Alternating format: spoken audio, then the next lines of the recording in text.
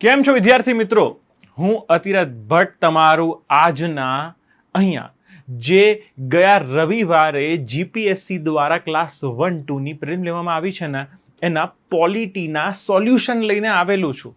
અહીંયા તમામ પ્રશ્નો જે પોલિટી સંબંધિત પૂછવામાં આવેલા હતા આ તમામ પ્રશ્નોનું છે ને આજે આપણે ડિટેલ્ડ સોલ્યુશન કરવાનું છે. તો સમય ના બગાડતા આપણે ક્વેશ્ચન નંબર 1 થી શરૂઆત કરીએ. ટોટલ મેં જે તમામ પોલિટીના ક્વેશ્ચન્સ છે ને એ અહીંયા લઈ લીધા છે અને આપણે સમજીશું કે અહીંયા જીપીએસસી દ્વારા તમને કેવી રીતે ટ્રેપ કરવાની કોશિશ કરેલી છે. અહીંયા હું સિમ્પલી શું કરીશ? સિમ્પલી એ કરીશ કે પ્રશ્ન તમને બતાવીશ, પ્રશ્ન વાંચીશું અને જ્યારે તમને એવું લાગે કે તમને અહીંયા પ્રશ્નનો જવાબ ખબર છે, આ એ વિદ્યાર્થીઓ માટે છે જેણે પરીક્ષા આપી છે અથવા એ વિદ્યાર્થી જે આવતા વર્ષે પરીક્ષા આપવા જઈ રહ્યો છે, તો એ વિડીયોને પોઝ કરી લેજો અને પોતે સાચો જવાબ ગેસ કરીને મને કમેન્ટ સેક્શનમાં કહેજો અને પછી કન્ટિન્યુ કરશો એટલે તમને રિયલ જવાબ વિથ સોલ્યુશન કારણ સહિત તમને ખબર પડી જશે. રાઈટ? તો let's go with the question number 1. અહીંયા પહેલો ક્વેશ્ચન છે, ભારતના એટર્ની જનરલ અને સોલિસિટર જનરલના પદના સંદર્ભમાં વિધાનોને ધ્યાનમાં તપાસવાના છે. રાઈટ? તો અહીંયા આ સેક્શન છે ને આપણું સંસદનું સેક્શન શરૂ થાય. રાઈટ? તમે પોલિટી વાંચતા હોય એની પહેલા આવે છે. તમને ખબર છે કે એટર્ની જનરલનો ઉલ્લેખ અનુચ્છેદ 76 કરવામાં આવેલો છે. રાઈટ? તો અહીંયા પહેલી બાબતમાં છે ને એટર્ની જનરલના પદ વિશે કંઈક જણાવવામાં આવેલી છે. શું છે કે ભાઈ એટર્ની જનરલ એ ભારત સરકારના મુખ્ય કાયદાકીય સલાહકાર છે.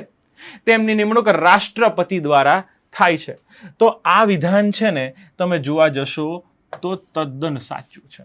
શું છે આ વિધાન? તદ્દન સાચું છે કે એટર્ની જનરલ જેવી રીતે તમારો વકીલ હોય એવી રીતે એક સરકારનો પણ વકીલ હોય જે સરકારને કાયદાકીય સલાહ આપે અને સરકાર વતી અહીંયા કેસ લડવા પણ જશે. તમે જે કેસમાં સાંભળ્યું હશે ને કે ફલાણા વર્સિસ ગવર્મેન્ટ ઓફ ઇન્ડિયા, ઢીકડા વર્સિસ ગવર્મેન્ટ ઓફ ઇન્ડિયા, આ તમામ કેસો છે એમાં ગવર્મેન્ટ ઓફ ઇન્ડિયા તરફથી કોણ રિપ્રેઝન્ટેશન ગવર્મેન્ટનું કરતું હોય તો એટર્ની જનરલ કરતા હોય છે અને તેમની નિમણૂક છે એ રાષ્ટ્રપતિ દ્વારા થાય છે, which is absolutely correct sentence. અહીંયા બીજું સ્ટેટમેન્ટ વાંચીએ કે એટર્ની જનરલને સંસદના બંને ગૃહની કાર્યવાહીમાં બોલવાનો, ભાગ લેવાનો અધિકાર છે પરંતુ તેઓ મતદાન કરી શકતા નથી. ભાઈ આ સ્ટેટમેન્ટ પણ સંપૂર્ણ રીતે સાચું છે. તમે અહીંયા બંધારણનો અનુચ્છેદ નંબર 88 જોશો તો એમાં લખેલું છે કે એટર્ની જનરલ છે ને સંસદના બંને ગૃહમાં ભાગ લઈ શકે છે, સંસદના બંને ગૃહમાં ચર્ચા કરી શકે છે, સંસદીય સમિતિ હોય ને એનો અંગ પણ બની શકે છે પણ વોટ કરી શકતા નથી. તો સાચું છે. તો અહીંયા યાદ રાખવાનું કે ભાગ લેવો, ચર્ચા કરવી, સમિતિ સભ્ય પણ બનવું, પણ એ મતદાન કરી શકતા નથી. એનું કારણ છે મિત્રો, મતદાન માત્ર એમપી કરી શકે. સંસદમાં મતદાન કરવાની પ્રી રિક્વિઝિટ છે. શું પ્રી રિક્વિઝિટ છે? કે you have to B the member of parliament. તમારે સંસદના સભ્ય હોવું જરૂરી છે. તમે સંસદના સભ્ય તરીકે ન હો, ભલે ચૂંટાયેલા હોય કે નિમાયેલા હોય, એનાથી કોઈ ફરક નથી પડતો, પણ તમારે સભ્ય હોવું જરૂરી છે. એટલે અહીંયા મતદાન થઈ શકે નહીં. અહીંયા એટર્ની જનરલ મતદાન કરી શકે નહીં. તો આ વાત એકદમ પાયાની છે, એકદમ સાચી વાત છે.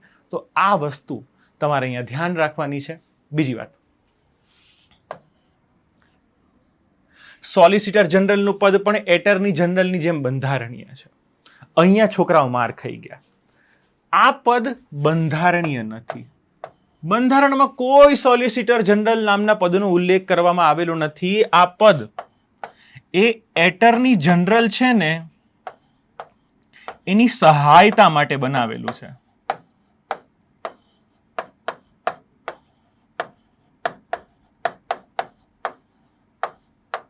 તમે એટર્ની જનરલ પછી સેકન્ડ નંબરનો સર્વોચ્ચ કાયદાકીય સલાહકાર તરીકે છે ને કોને જોઈ શકો છો? સોલિસિટર જનરલને જોઈ શકો છો. કોણ છે? તુષાર મહેતા સાહેબ છે.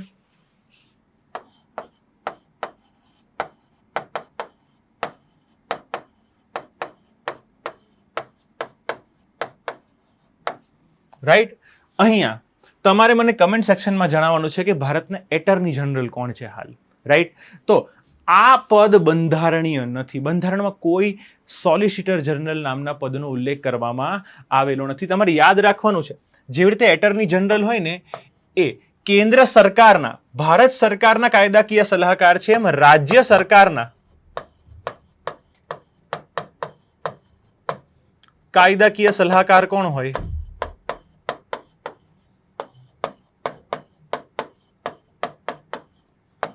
એ હોય છે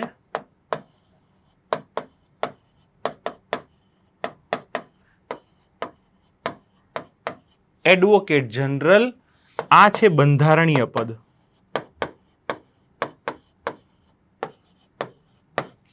હવે મને આટલી વસ્તુ ખબર પડે ને ત્યાં જ મને જવાબ ખબર પડી જાય કે પહેલું બીજું સાચું છે, ત્રીજું ખોટું છે.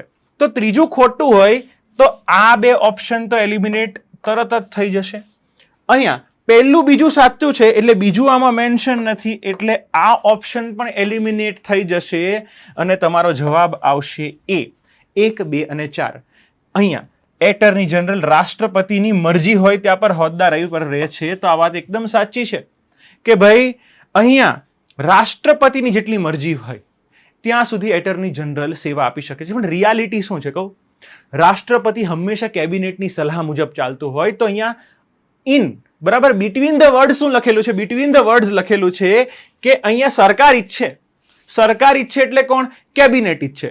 કેબિનેટ ઈચ્છે એટલે કોણ? કેબિનેટનો વડો ઈચ્છે. કેબિનેટનો વડો કોણ હોય? વડાપ્રધાન.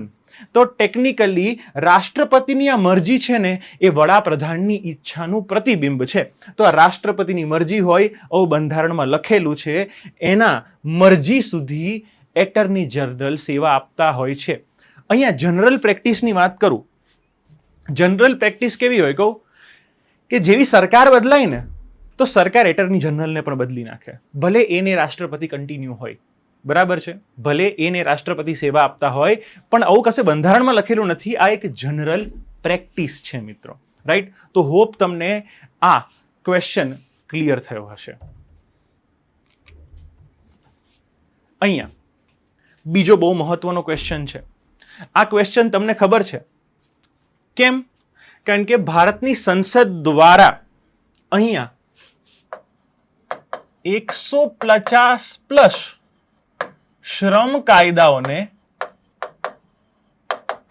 કેમાં કન્વર્ટ કર્યા? કોમ્પ્લિકેશન ઘટાડવા માટે 4 શ્રમ સંહિતા, બરાબર છે, 4 લેબર કોડમાં કન્વર્ટ કરેલા છે. તમારે કમેન્ટ સેક્શનમાં મને 4 લેબર કોડના નામ લખવાના છે.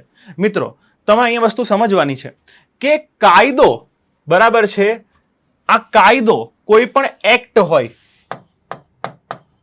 એક્ટ એટલે કે કાયદો,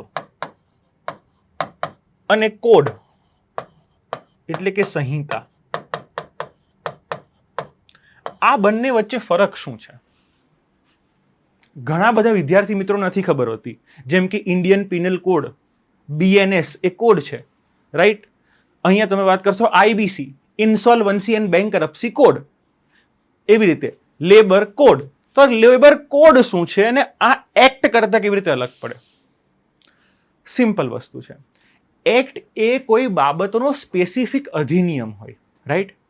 પણ કોડ એટલે જ્યાં બહુ બધા કાયદાઓનો સંગ્રહ બનાવવામાં આવે ને, કે એક જ છત્ર છાયા હેઠળ બહુ બધા કાયદાઓનો સમાવેશ કરવામાં આવે, તો આ બાબતને છે ને કોડ કહેવામાં આવતી હોય છે મિત્રો. તો વસ્તુ યાદ રાખજો, એક્ટ અને કોડ વચ્ચે ફરક શું છે? કે કોડ છે ને એ બહુ બધા કાયદાઓનો સંગ્રહ છે જે કોઈ એક સ્પેસિફિક વસ્તુ માટે, ક્ષેત્ર માટે, સેક્ટર માટે બનાવવામાં આવેલા હોય છે. અહીંયા પહેલા સ્ટેટમેન્ટને વાંચીએ કે 7મી અનુસૂચિની કેન્દ્ર યાદીમાં શ્રમ વિષયનો સમાવેશ હોવાથી કેન્દ્ર સરકાર એક કારોબારી આદેશ દ્વારા તમામ રાજ્યોમાં સમાન રૂપે આ સંહિતાઓ અમલ કરી શકે છે. સીધી બાબત છે. અહીંયા આ પહેલું સ્ટેટમેન્ટ જ ખોટું પડી જાય છે. કેમ? કારણ કે અહીંયા કેન્દ્ર યાદી નથી. તમારે યાદ રાખવાનું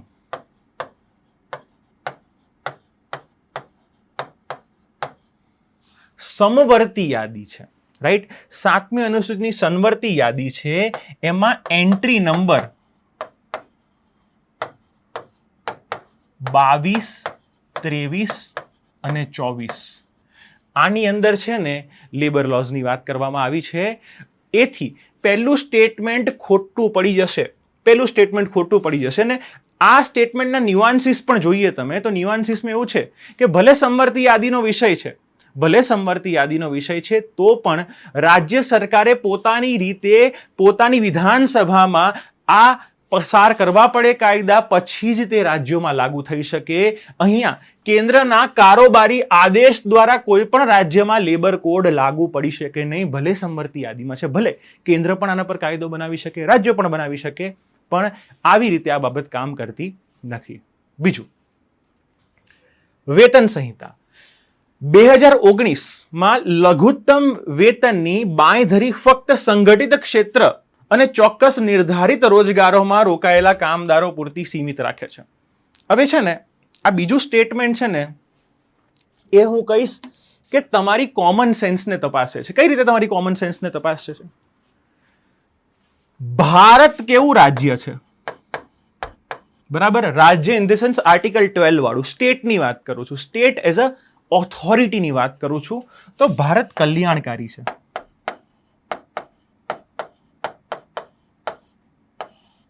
અને કલ્યાણકારી રાજ્યોમાં ઉપરથી તમે એમાં ડીપીએસપી વાંચતા હશો, ડીપીએસપી માટે સમાન કામ સમાન વેતન વાંચતા હશો, કામની માનવીય પરિસ્થિતિ વાંચતા હશો, તો દરેક વસ્તુ ઇન્ડિકેટ કરે છે. તમે હંચ પણ લેવા જાઓ ને તો સરકાર કદી એવું ના ઈચ્છે કે અહીંયા અમુક જ ક્ષેત્રોમાં સેમ પે હોય અને અમુક ક્ષેત્રોમાં છે ને સેમ પે કે મિનિમમ વેજનો કોન્સેપ્ટ ના હોય. સરકાર કદી આ વસ્તુ ના ઈચ્છે. કેમ? કારણ કે કલ્યાણકારી રાજ્યનો અર્થ છે કે છેવાડાના માનવી સુધી આ આર્થિક લાભો પહોંચે. અહીંયા સમાનતાનો, આને ઇકોનોમિક જસ્ટિસ કહેવાય. અને ઇકોનોમિક જસ્ટિસથી આપણે છે ને અસંગઠિત ક્ષેત્રોને વંચિત ના રાખી શકીએ. તો આ એના સિદ્ધાંતની જ વિરુદ્ધ થઈ જાય છે, રાઈટ? તો સરકાર હાથે કરીને એવો થોડી કાયદો બનાવશે, રાઈટ? તો આ બીજું સ્ટેટમેન્ટ પણ તદ્દન ખોટું છે. સરકારે આ નવા જે કોડ બનાવેલા છે એમાં એક્સટેન્સિવલી વાત કરી છે કે આપણે જે અનઓર્ગેનાઇઝ સેક્ટર છે, ગીગ ઇકોનોમી છે, એ દરેક માટે આપણે કંઈક ને કંઈક સુધારાવાદી વસ્તુ રાખીશું અને એમાં પણ આપણે મિનિમમ, બરાબર છે, લઘુત્તમ વેતનને આવરી લઈશું. તો બંને સ્ટેટમેન્ટ ખોટા હોવાથી અહીંયા ઓપ્શન ડી આવશે, રાઈટ? તો કારણ તમને ખબર પડી હશે કે કયા રેશનાલ છે, બરાબર? તમને દરેક વસ્તુ તર્કથી જોતા આવડવી જોઈએ, રેશનાલ જોતા આવડવું જોઈએ કે આ એક્ઝેક્ટ વસ્તુ બની છે, એની પાછળનું રેશનાલ શું છે. ઓકે, બહુ સરસ મજાનો પ્રશ્ન છે, રાઈટ? આ પ્રશ્ન તો થોડો બી કેવો હતો, ઇનડાયરેક્ટ કરંટ અફેરનો કહી શકાય, પણ આ પ્રશ્ન પ્યોર બાબત છે. તો અહીંયા સંસદની સંયુક્ત બેઠક વિશે વાત કરવામાં આવેલી છે મિત્રો. સંસદની સંયુક્ત બેઠક વિશે વાત કરવામાં આવેલી છે, તો આપણે એના પર અત્યારે જોઈએ, રાઈટ? તો અહીંયા પહેલી બાબત છે કે રાષ્ટ્રપતિ સામાન્ય બિલ પર ના ગતિરોધને દૂર કરવા માટે સંયુક્ત બેઠક બોલાવી શકે છે. એકદમ સાચી વાત છે, એકદમ સીધી વાત છે. Here we are talking about ordinary bill. તમારે એટલું યાદ રાખવાનું કે સંયુક્ત બેઠક ક્યારે ના બોલાય. સંયુક્ત બેઠકનો ઉલ્લેખ અનુચ્છેદ 108 કરવામાં આવેલો છે અને સીધી વાત કીધેલી છે અહીંયા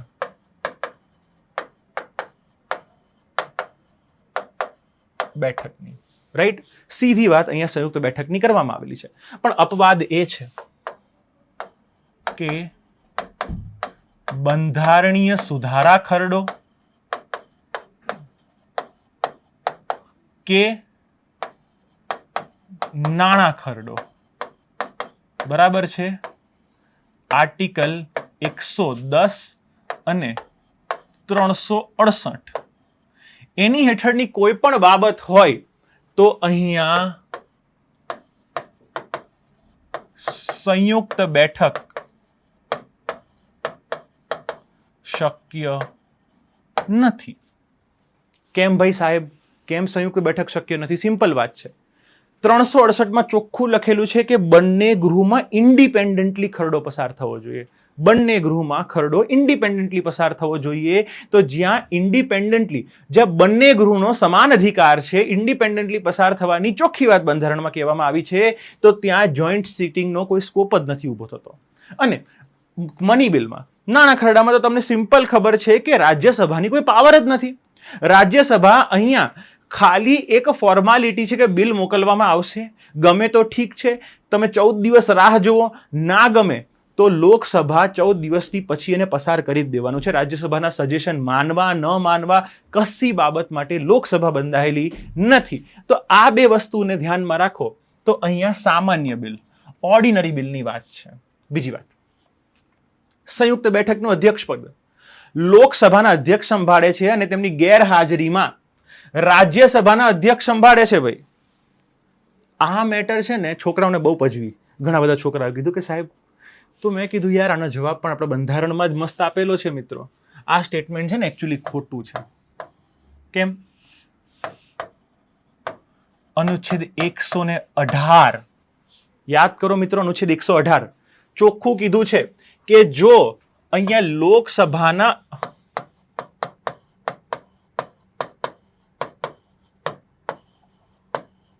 અધ્યક્ષ એ ના હોય ને તો બનશે ઉપાધ્યક્ષ.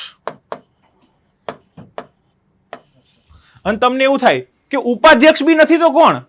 તો સિમ્પલી છે રાજ્યસભાના ઉપાધ્યક્ષ. રાઈટ? તમને યાદ એટલું રાખવાનું કે અહીંયા કદી છે ને રાજ્યસભાના અધ્યક્ષ એટલે આપણા વાઇસ પ્રેસિડન્ટ, બરાબર છે? રાજ્યસભાના અધ્યક્ષ કોણ હોય છે? હોદ્દાની રોએ વાઇસ પ્રેસિડન્ટ હોય છે.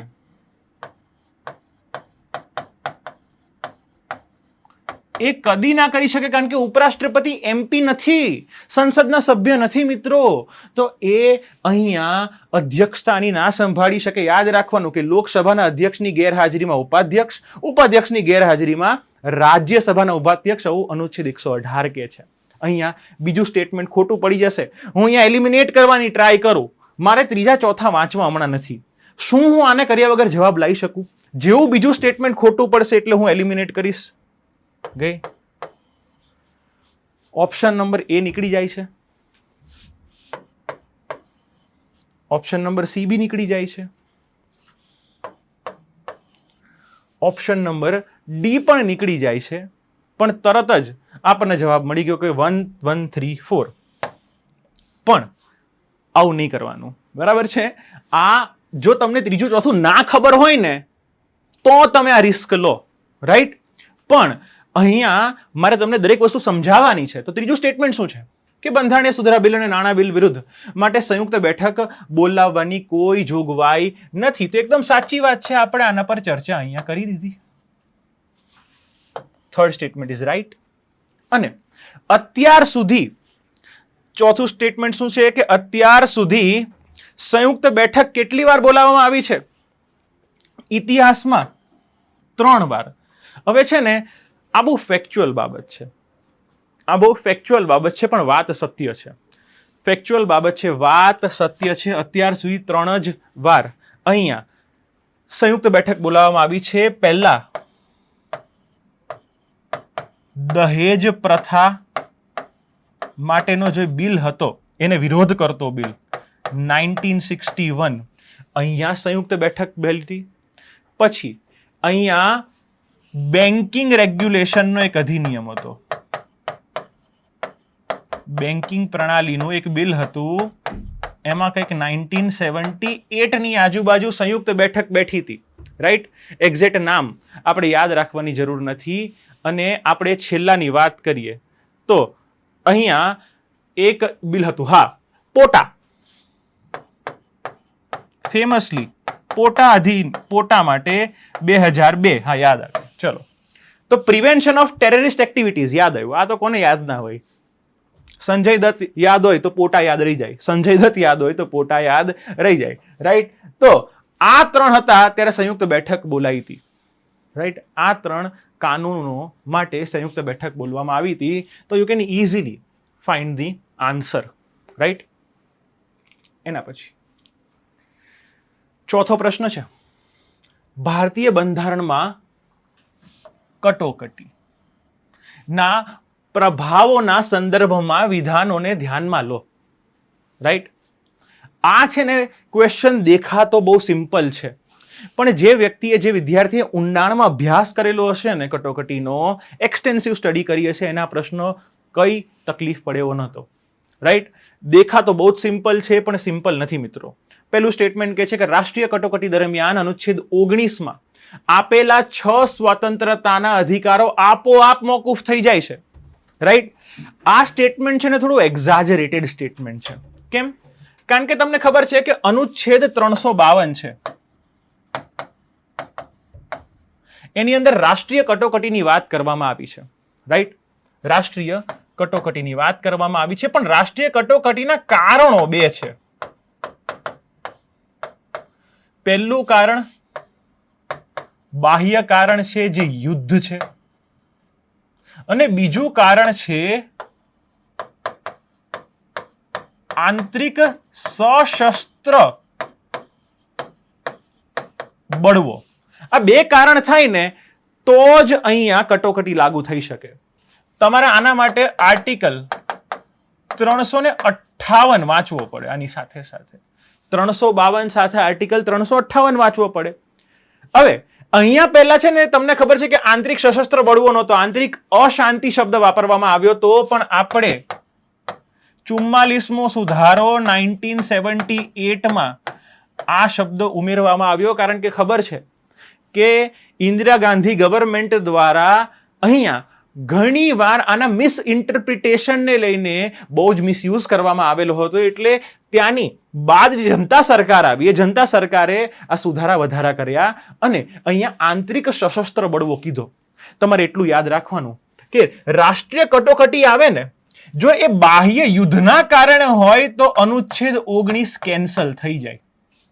આ 6 અધિકારો છે ને એ રદ થઈ જાય.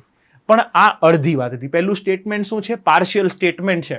અહીંયા આંતરિક સશસ્ત્ર બળવાની વાત આવે, બરાબર છે, તો આ 6 અધિકારમાં કોઈ ફરક પડતો નથી. આ અધિકારને કશું લેવા દેવા નથી. અધિકાર કન્ટિન્યુ રહે છે મિત્રો.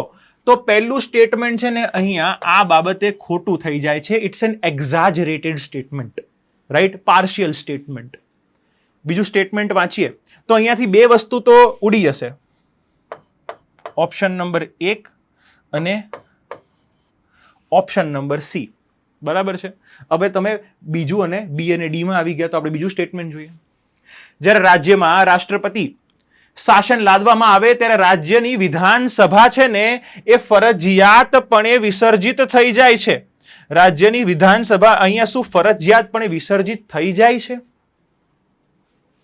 રાઈટ. આ વસ્તુ બહુ મહત્વની છે. તો તમે અહીંયા કટોકટીમાં એક વસ્તુ વાંચી હશે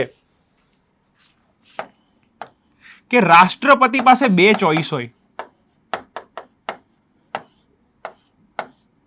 એક વિધાનસભા છે એને સસ્પેન્ડ કરે અને ડિઝોલ્વ કરે. તો જો 2 ચોઈસ એક્ઝિસ્ટ કરે છે તો આ સ્ટેટમેન્ટ એક્ઝાજરેટેડ ના થયું કે ભાઈ વિધાનસભા સસ્પેન્ડ થઈ જાય? રાઈટ. આ વસ્તુ તદ્દન ખોટી છે. અને આ વસ્તુ જસ્ટિફાઈ કેવી રીતે થાય છે? કારણ કે સુપ્રીમ કોર્ટે એક્સટેન્સિવલી એસઆર બોમ્માઈ કેસ છે એમાં જણાવેલું છે કે જ્યાં સુધી લોકસભા, રાજ્યસભા એટલે સંસદના બંને ગૃહ અપ્રુવલ ના આપે ને ત્યાં સુધી વિધાનસભાને ડિઝોલ્વ કરી શકાય નહીં. રાષ્ટ્રપતિ વિધાનસભાને ડિઝોલ્વ કરવાનો આદેશ ના આપી શકે. આવું ચોખ્ખું એસઆર બોમ્માઈ કેસમાં કીધેલું છે. રાષ્ટ્રપતિ પાસે 2 ઓપ્શન હોય છે. સસ્પેન્ડેડ રાખે છે, રાઈટ. એવું લાગે કે ભાઈ બહુ અહીંયા વાંધો નથી આવે એમ, તો સસ્પેન્ડેડ રાખે છે. અને જો અહીંયા બહુ વધારે વાંધો હોય ને એસઆર બોમ્માઈ કેસના ચુકાદા મુજબ લોકસભા રાજ્યસભા હા પાડી દે તો ડિઝોલ્વ તો જ થાય છે. તો ફરજિયાત શબ્દ છે અહીંયા, રાઈટ. આ શબ્દને જો હાઇલાઇટ કરું છું અને અહીંયા આપોઆપ શબ્દ છે. હું અહીંયા આપોઆપને ફરજિયાત કાઢ નાખું ને તો બંને સ્ટેટમેન્ટ સાચા થઈ જાય, કારણ કે બંને સ્ટેટમેન્ટ વેગ થઈ જાય. પણ આ બે એક્સ્ટ્રીમ સ્ટેટમેન્ટ છે, આ એક્સ્ટ્રીમ શબ્દો છે કે આપોઆપ કાંઈ ના થાય અને ફરજિયાત જેવું અહીંયા કંઈ છે નહીં. તો તમે આ જોશો તો option number B is wrong, તો જવાબ આવશે ડી, રાઈટ. સરસ મજાનો આ પ્રશ્ન હતો. તમે અહીંયા થોડું ધ્યાન આપેલું હોત તો જે પણ વિદ્યાર્થીના પ્રશ્નો ખોટો પડ્યો છે એ વિદ્યાર્થી આ પ્રશ્નને સાચો કરી શકે. બહુ જ ઇમ્પોર્ટન્ટ ટોપિક પર બહુ બનેલો ઇમ્પોર્ટન્ટ પ્રશ્ન કોઈને કોઈ પરીક્ષામાં હોય, બરાબર છે. બને જ નહીં કે અનુચ્છેદ 32 પર પ્રશ્ન પૂછવામાં ના આવે. તો બંધારણીય લાદનો અધિકાર, રીટના અધિકારની વાત કરવામાં આવી છે. તો સુપ્રીમ કોર્ટ અહીંયા અનુચ્છેદ 32 હેઠળ, રાઈટ, રીટ જાહેર કરી શકે છે. કેટલા પ્રકારની? ટોટલ અહીંયા અલગ અલગ પ્રકારની રીટો જાહેર કરી શકે છે. એમાં તમે પહેલા સ્ટેટમેન્ટને જુઓ તો પરમાદેશ, મેન્ડેમસ, આ રીટ ખાનગી વ્યક્તિ સામે પણ જાહેર થઈ શકે છે. ભાઈ એક વસ્તુ છે ને ગાંઠ બાંધીને રાખી લેજો, હેબિયસ કોર્પસ એટલે કે બંદી પ્રત્યક્ષીકરણ. આ એક જ એવી રીટ છે, વન એન્ડ ઓનલી રીટ, જે જાહેર અને ખાનગી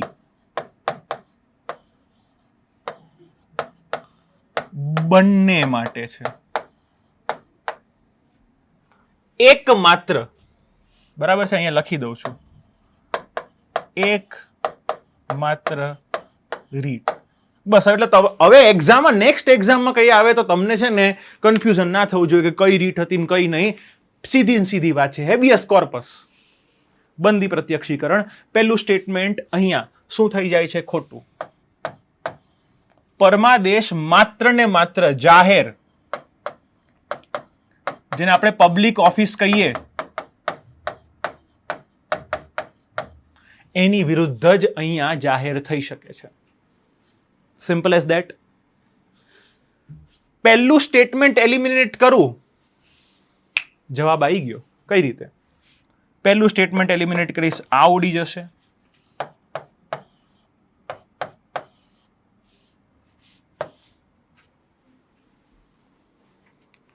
આમાં બહુ રીતનું ઊંડું જ્ઞાન ક્યાં હોવાની જરૂર હતી મને જણાવો. મેં હંમેશા કીધું છે, નોલેજ હોવું અલગ બાબત છે, ક્વેશ્ચન સોલ્વ કરવાનું એપ્ટિટ્યુડ હોવું અલગ બાબત છે, રાઈટ. નોલેજ હોવું એક બાબત છે, નોલેજ હોવું જ જોઈએ, બરાબર છે, નોલેજ હોવું જ જોઈએ. પણ અહીંયા ક્વેશ્ચન સોલ્વ કરવાનો એપ્ટિટ્યુડ, સ્ટ્રીટ સ્માર્ટ, બરાબર છે, સ્ટ્રીટ સ્માર્ટનેસ હોવી જોઈએ મિત્રો. આ સ્ટ્રીટ સ્માર્ટનેસ તમારો સમય બચાવશે. તમે 4 સ્ટેટમેન્ટને વાંચી લેશો ઉપરથી, પહેલું સ્ટેટમેન્ટ તમને ખબર છે તો પણ તમે જવાબ સુધી પહોંચી શકશો. પેપર લાંબુ હતું, ઘણીવાર તમારી પાસે જો સમય ઓછો હોય અને છેલ્લે આવા પ્રશ્નો આવેલા હોય તો તમે સમય બચાવવા આ કરી શકો, રાઈટ. બીજો જોઈએ, અધિકાર પૃચ્છા, ક્વો વોરંટો. રીટ દ્વારા અદાલત કોઈ પણ વ્યક્તિ કે અધિકારથી હોદ્દો ધારણ કરે છે પૂછી શકશે. એક્ઝામ રાઈટ બાબત છે કે ભાઈ ક્વો વોરંટો, અધિકાર પૂછે કે ભાઈ તું કયા હકથી આ પદ પર છે. અહીંયા એકવાર સીઈસી વિરુદ્ધ ક્વો વોરંટો ફાઇલ થઈ હતી, ચીફ ઇલેક્શન કમિશન વિરુદ્ધ, કમિશનર હતા એની વિરુદ્ધ આ અધિકાર પૃચ્છાની અહીંયા રીટ ફાઇલ કરવામાં આવી હતી. આજથી કેટલા 2-1 વર્ષ પહેલાનો જ મુદ્દો છે આ. એની પહેલા વાત કરીએ. પ્રતિષેધ, પ્રોહિબિશન રીટ માત્ર ન્યાયિક અર્થાત અર્ધ ન્યાયિક સત્તાધિકારીઓ સામે જારી થઈ શકે. કેમ? આ એની સામે જ જાહેર કરી શકે જેની પાસે અહીંયા કંઈક ન્યાયિક સત્તા છે, બરાબર છે, જે કંઈક ચુકાદો આપી શકે, સિવિલ કે ક્રિમિનલ કોઈ પણ પ્રકારનો. ન્યાયિક એટલે કોઈ પણ કોર્ટ અને અર્ધ ન્યાયિક એટલે કોઈ પણ પ્રકારનું ટ્રિબ્યુનલ કે સત્તા મંડળ હોય, રાઈટ, જે પોતે પોતાના દાયરાની બહાર જઈને, પોતાના હદની જ્યુરિસ્ડિક્શનની બહાર જઈને અહીંયા કંઈક ચુકાદો આપવાની કોશિશ કરતું હોય ને, તો એને અટકાવવા માટે ઉપલી અદાલત દ્વારા નીચે આવેલી આ ટ્રિબ્યુનલ, સત્તામંડળ કે કોઈ પણ પ્રકારનું અહીંયા ન્યાયિક બોડી પર જાહેર કરી શકાય છે. એના પછી સર્વોચ્ચ અદાલત માત્ર મૂળભૂત અધિકારો માટે રીત જાહેર કરી શકે છે, પણ વડી અદાલત અન્ય હકો માટે પણ જાહેર કરી શકે છે. એકદમ સાચી વાત છે. અનુચ્છેદ 226. ઘણા વિદ્યાર્થી મને પૂછે છે કે કેમ વડી અદાલત અન્યો માટે જાહેર કરે છે, કે કેમ સુપ્રીમ કોર્ટ પાસે ઓછો પાવર છે અને હાઈકોર્ટ પાસે વધારે પાવર છે આ વસ્તુને લઈને. જો હાઈકોર્ટનું જ્યુરિસ્ડિક્શન નાનું છે પોતાના સ્ટેટ પૂરતું, સુપ્રીમ કોર્ટનું જ્યુરિસ્ડિક્શન મોટું છે. તો મૂળભૂત અધિકારોને બચાવવાને લઈને સુપ્રીમ કોર્ટનું જ્યુરિસ્ડિક્શન મોટું કહેવાય, પણ કાયદાકીય સત્તાઓને લઈને અહીંયા રીટ જાહેર કરવાની સત્તાઓને લઈને હાઈકોર્ટનું જ્યુરિસ્ડિક્શન બહોળું છે, મોટું નથી, બ્રોડ છે. કેમ? કારણ કે 32 છે ને, અનુચ્છેદ 32 ક્યાં ગયો? હા, બંધારણ ઇલાજનો અધિકાર, અનુચ્છેદ 32 એ ફંડામેન્ટલ રાઇટનો પાર્ટ છે. બરાબર છે? બંધારણીય ઇલાજનો અધિકાર એ પોતે સ્વયં એક બંધારણીય ઇલાજ છે, તો એ ભાગ 3 ના કન્ફાઇન્ડ ઝોનમાં બંધાઈ જાય છે. 226 એ ફંડામેન્ટલ રાઇટ નથી.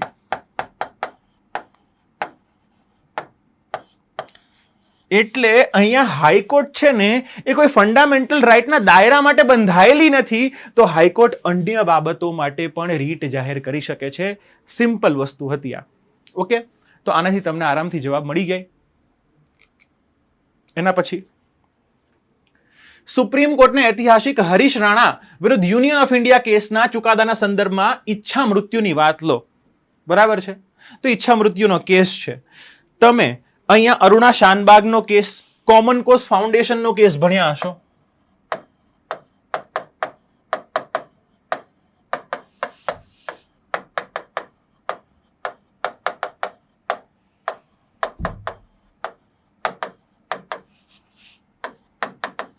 આમાં ભારત સરકાર સુપ્રીમ કોર્ટ દ્વારા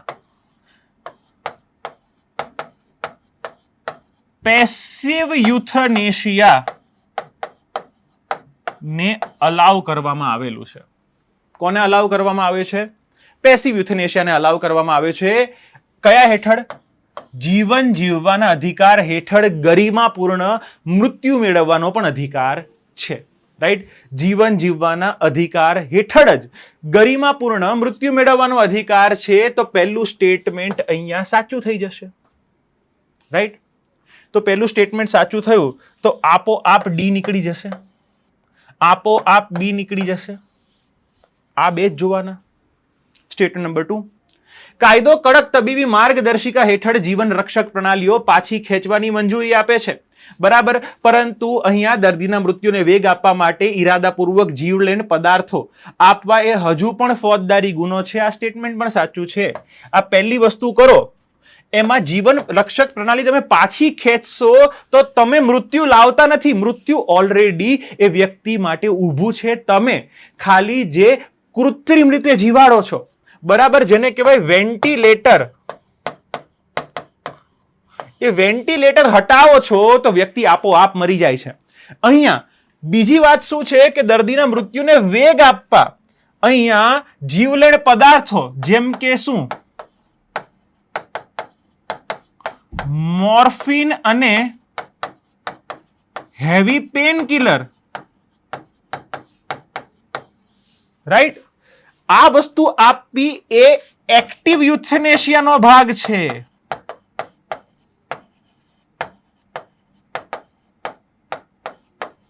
અને એક્ટિવ યુથેનેશિયા ભારતમાં ગેરબંધારણીય ગેરકાયદેસર છે મિત્રો.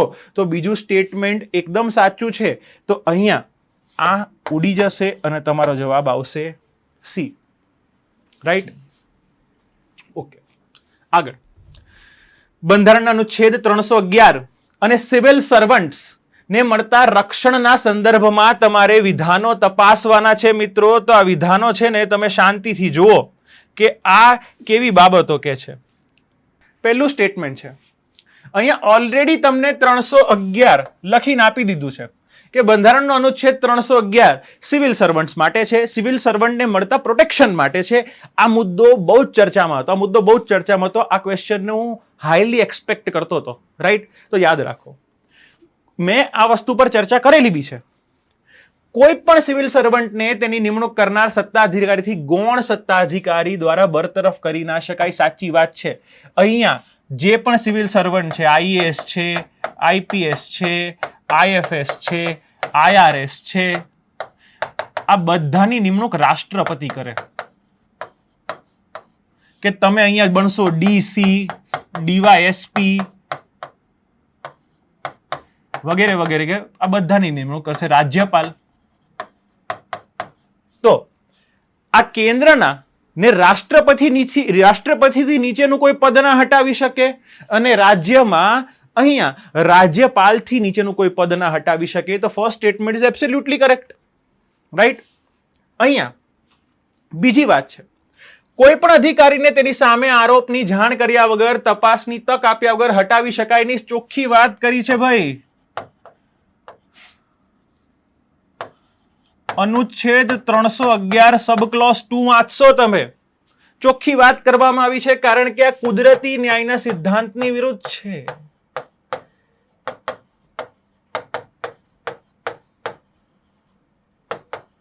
તમે મર્ડરરને બી અહીંયા જજને સામે રિપ્રેઝેન્ટ કરવાનો મોકો આપો છો, કુદરતી ન્યાયનું પાલન કરો છો, પોતાનો પક્ષ રજૂ કરવાની તક આપો છો, તો એક સિવિલ સર્વન્ટને તો એ તક મળવી જ જોઈએ. તો અહીંયા આ પણ વસ્તુ સાચી છે, રાઈટ? તો પહેલા બે સ્ટેટમેન્ટ સાચા પડી ગયા, તો અહીંયા હું શું એલિમિનેટ કરી શકું? ખાલી ને ખાલી ઓપ્શન સી એલિમિનેટ થાય છે, રાઈટ? ચલો, 4 માંથી 1 તો થયો. હવે આપણે આગળના બે સ્ટેટમેન્ટ જોઈએ કે રાષ્ટ્રની સુરક્ષાના હિતમાં રાષ્ટ્રપતિ કે રાજ્યપાલ તપાસ વગર પણ અધિકારીઓને હટાવી શકે છે. ઘણા બધા વિદ્યાર્થીઓને આ સ્ટેટમેન્ટ એક્ઝેજરેટેડ લાગતું હશે, પણ નથી.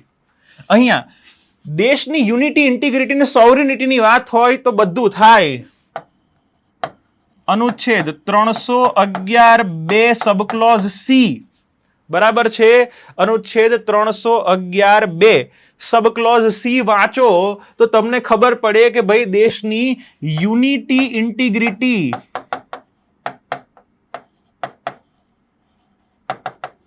અને સોવરિનિટી ને લગતી કોઈ બાબત હોય તો હટાવી શકાય, તો અહીંયા હટાવી શકાય, રાઈટ? સિમ્પલ વાત છે. આ રક્ષણ માત્ર અખિલ ભારતીય સેવાઓના અધિકારીને મળે છે, રાજ્ય સેવાના અધિકારીને મળતું નથી. હવે તમને ખબર છે અખિલ ભારતીય સેવાઓ, ઓલ ઇન્ડિયા સર્વિસ તો 3 જ છે, આઈએએસ, આઈપીએસ અને આઈએફએસ, એટલે ફોરેસ્ટ સર્વિસ. તો શું આઈઆરએસ, આઈએફએસ ને નહીં મળે? આઈઆરએસ, આઈઆરટીએસ, આઈઆરએમએસ ને નહીં મળે? રાઈટ? એવું પણ નથી.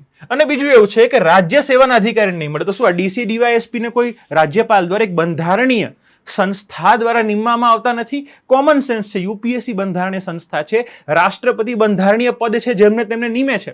રાજ્ય કક્ષાએ જીપીએસસી બંધારણીય સંસ્થા છે, રાજ્યપાલ બંધારણીય પદ છે જે તેમને અહીંયા નિમે છે.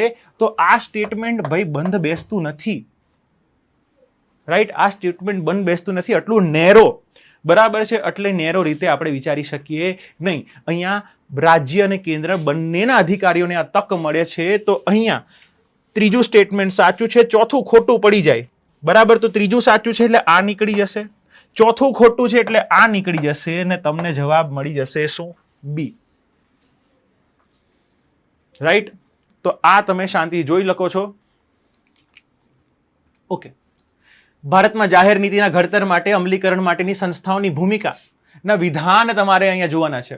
કેબિનેટ સચિવાલયનું સીધું વડાપ્રધાનના નેતૃત્વ હેઠળ કામ કરે છે. નીતિ સંકલનનું મુખ્ય કેન્દ્ર, સિમ્પલ બાબત છે, કેબિનેટ સચિવાલયનો વડો છે કેબિનેટ સચિવ, IAS, boss of the boss, અધિકારીઓનો અધિકારી, આઈએએસઓનો પણ આઈએએસ. આખા ભારતનો એક, આખા ભારતના તમામ સિવિલ સર્વન્ટનો સૌથી ઊંચું પદ, સૌથી વડા હેઠળનું પદ કહેવાય કેબિનેટ સચિવ. ડાયરેક્ટ છે ને પીએમ ને રિપોર્ટ કરે, બીજા કોઈને રિપોર્ટ ના કરે. ડાયરેક્ટ પીએમ ને રિપોર્ટ કરે, રાઈટ. અને અહીંયા કેબિનેટના વડા કોણ હોય છે? કેબિનેટ મંડળના વડા પીએમ પોતે હોય છે, રાઈટ. તો આ જોડી બરાબર છે એ એકદમ ખતરનાક છે મિત્રો, અને એથી પહેલું સ્ટેટમેન્ટ અહીંયા સાચું થઈ જાય. બીજું, રાષ્ટ્રીય વિકાસ પરિષદ એનડીસી જે પ્લાનિંગ કમિશન હેઠળની સંસ્થા હતી, પ્લાનિંગ કમિશન આયોજન પંચ હેઠળની સંસ્થા હતી, તે હવે સંપૂર્ણપણે નીતિ આયોગની ગવર્નિંગ કાઉન્સિલે સ્થાન લઈ લીધું છે. અહીંયા આયોજન પંચ હતું અને આયોજન પંચમાં નીતિ નિર્માણનું કામ એનડીસી કરતી હતી. હવે આયોજન પંચનું સ્થાન કોણે લીધું? નીતિ આયોગ. અને એની અંદર નીતિ નિર્માણનું કામ એનડીસી ની જગ્યાએ કોણ કરે છે? ગવર્નિંગ કાઉન્સિલ કરે છે. એકદમ સાચી વાત છે, રાઈટ. ત્રીજું, લેટરલ એન્ટ્રી દ્વારા ખાનગી ક્ષેત્રના નિષ્ણાતોને સરકારમાં નીતિ ઘડતર માટે સામેલ કરવામાં આવે છે. એકદમ સાચી વાત છે. વચ્ચે લેટરલ એન્ટ્રીની વાત હતી કે ભાઈ કેન્દ્ર સરકારમાં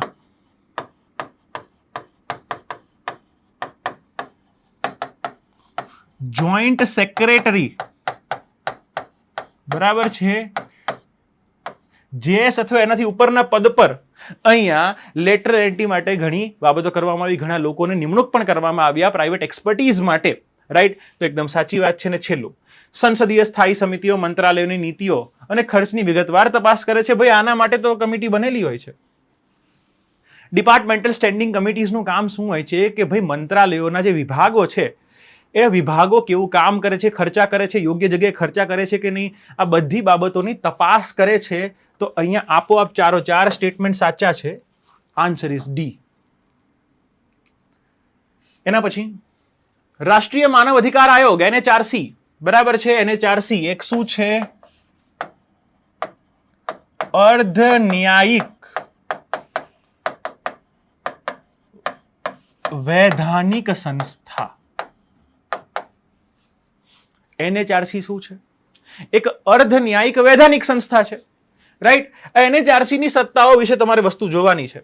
તો આયોગ પાસે માનવ અધિકારના ઉલ્લંઘન બદલ સજા આપવાની કે પીડિતને વળતર આપવાની સત્તા છે. તો એ સજા આપવાની બાબત એ ખોટી છે મિત્રો. મેં કીધું અર્ધ ન્યાયિક. અર્ધ ન્યાયિક એટલે ક્વાસી જ્યુડિશિયલ. એનએચઆરસી પાસે સિવિલ કોર્ટની સત્તા હોય, અને સિવિલ કોર્ટ છે ને એ ડાયરેક્ટલી આવી રીતે સજા આપી ના શકે. જેની પાસે સિવિલ કોર્ટની સત્તા છે આવી રીતે સજા ના આપી શકે, હા કમ્પન્સેશન આપી શકે, વળતર આપી શકે. તો આ સ્ટેટમેન્ટ પાર્શિયલ ટ્રુ હોવાના લીધે ખોટું બની જાય છે. એના પછી આયોગ માત્ર 1 વર્ષની અંદર બનેલી ઘટનાઓ પર જ તપાસ કરી શકે છે.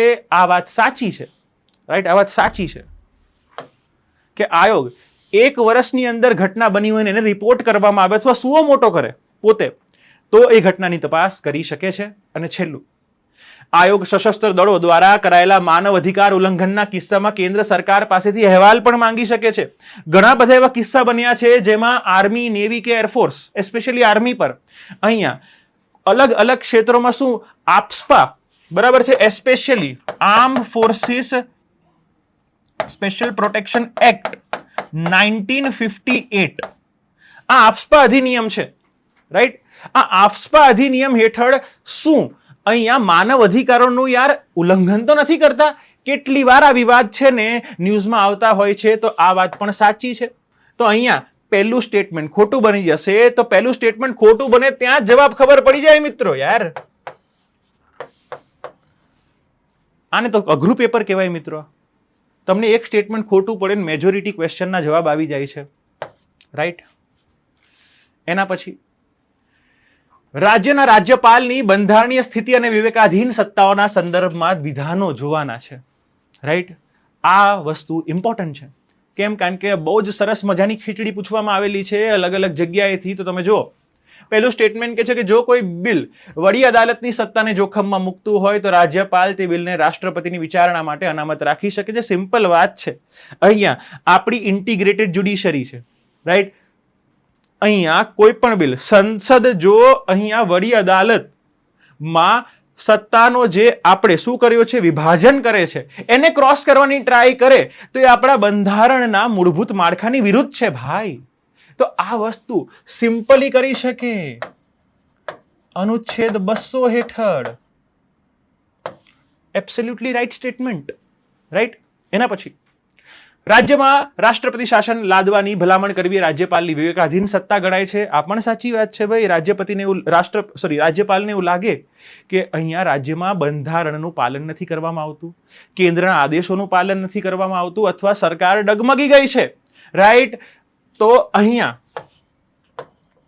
અનુચ્છેદ 356 હેઠળ રાષ્ટ્રપતિ શાસન લાગી શકે છે. એના માટે રાજ્યપાલ રાષ્ટ્રપતિને ભલામણ કરી શકે છે. બે સ્ટેટમેન્ટ સાચા પડ્યા. બે સ્ટેટમેન્ટ સાચા પડવાથી હું અહીંયા શું એલિમિનેટ કરી શકું છું? અહીંયા હું ડાયરેક્ટ બી એલિમિનેટ કરી દઈશ, અહીંયા હું ડાયરેક્ટ સી એલિમિનેટ કરી દઈશ, રાઈટ. હવે મારે જોવાનું ચોથું સ્ટેટમેન્ટ. એનો મતલબ ત્રીજું તો ગેરંટીડ સાચું જ છે.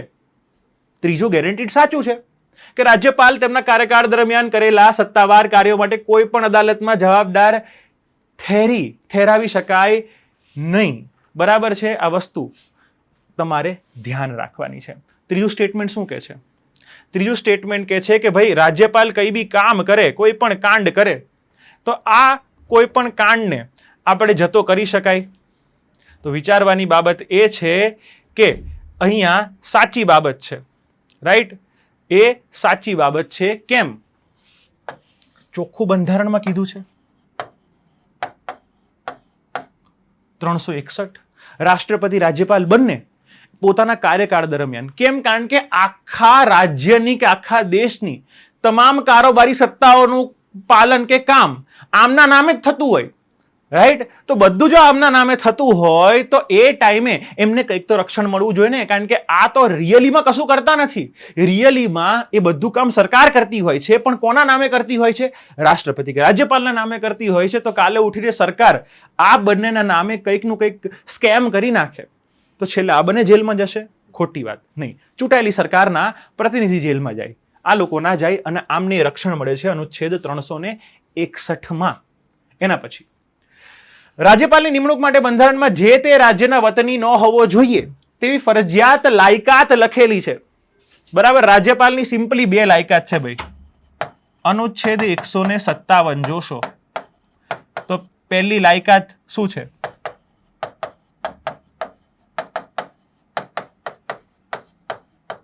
ભારતનો નાગરિક હોવો જોઈએ. ઓબ્વિયસલી આપણે બ્રિટનના નાગરિકને તો રાજ્યપાલ નહીં બનાવીએ. અને બીજું સિમ્પલ એઝ ધેટ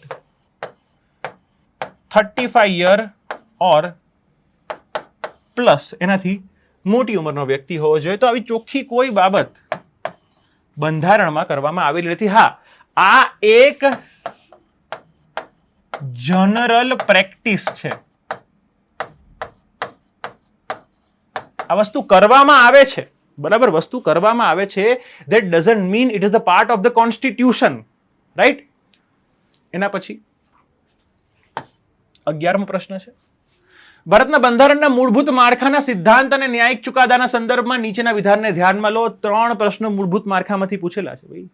હસમુખ સાહેબે આ વખતે 3 પ્રશ્નો બેસિક સ્ટ્રક્ચરમાંથી પૂછેલા છે. તો આ વસ્તુ તમારા માટે બહુ ઇમ્પોર્ટન્ટ થઈ જાય છે. તો આપણે જોઈએ આને.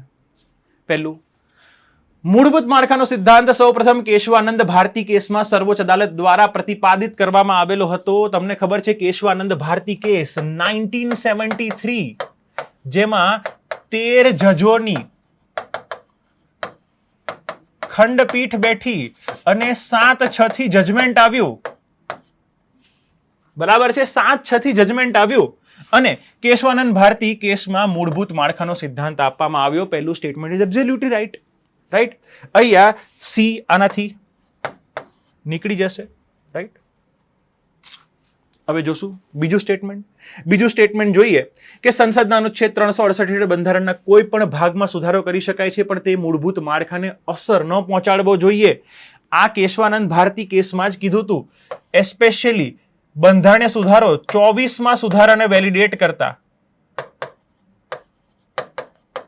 સુધારાને માન્યતા આપી છે.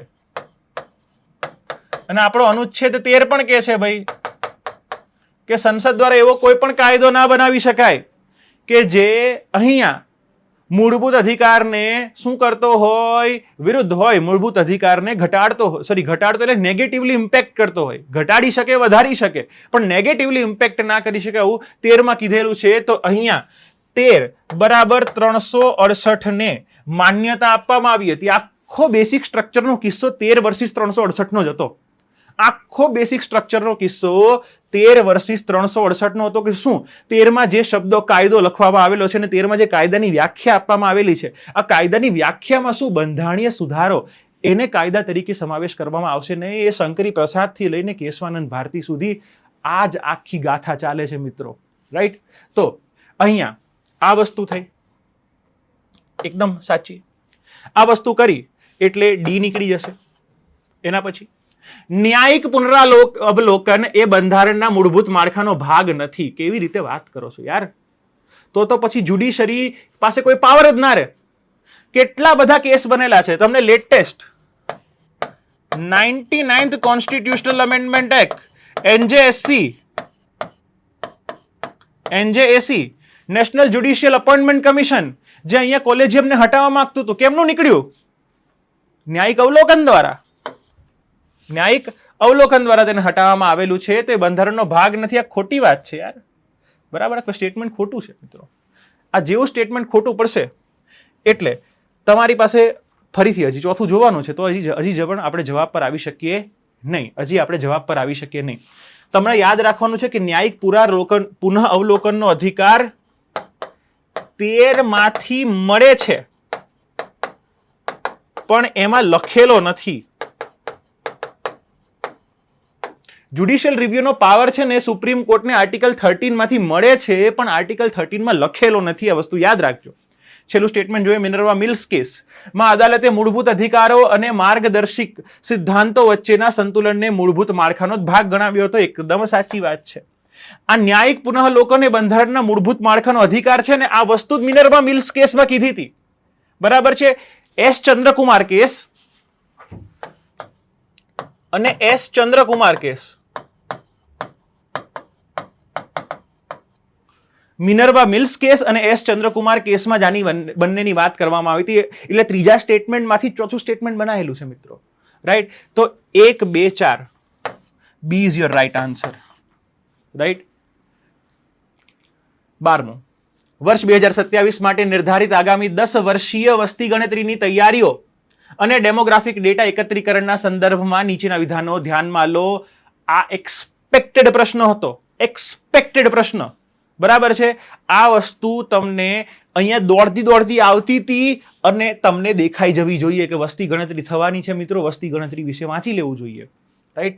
પહેલું સ્ટેટમેન્ટ જોઈએ કે ડિજિટલ જન્મ પ્રમાણપત્રો ફરજિયાત બનાવવા માટે તાજેતરના કાયદાકીય સુધારાઓના પગલે મહત્વપૂર્ણ ઘટનાઓની નોંધણી માટે નાગરિક નોંધણી પ્રણાલી સિવિલ રજિસ્ટ્રેશન સિસ્ટમ એ બંધારણની 7મી અનુસૂચિની યાદી હેઠળ આવે છે. આ અહીંયા કેટલા લોકો, બરાબર છે, અહીંયા કેટલા લોકો છે ને માર ખાઈ ગયા છે. આ વસ્તુને લઈને કેટલા લોકો માર ખાઈ ગયા છે. કેમ? એનું રીઝન છે કે સેન્સસ છે ને વસ્તી ગણતરી એ કેન્દ્રની સત્તા છે.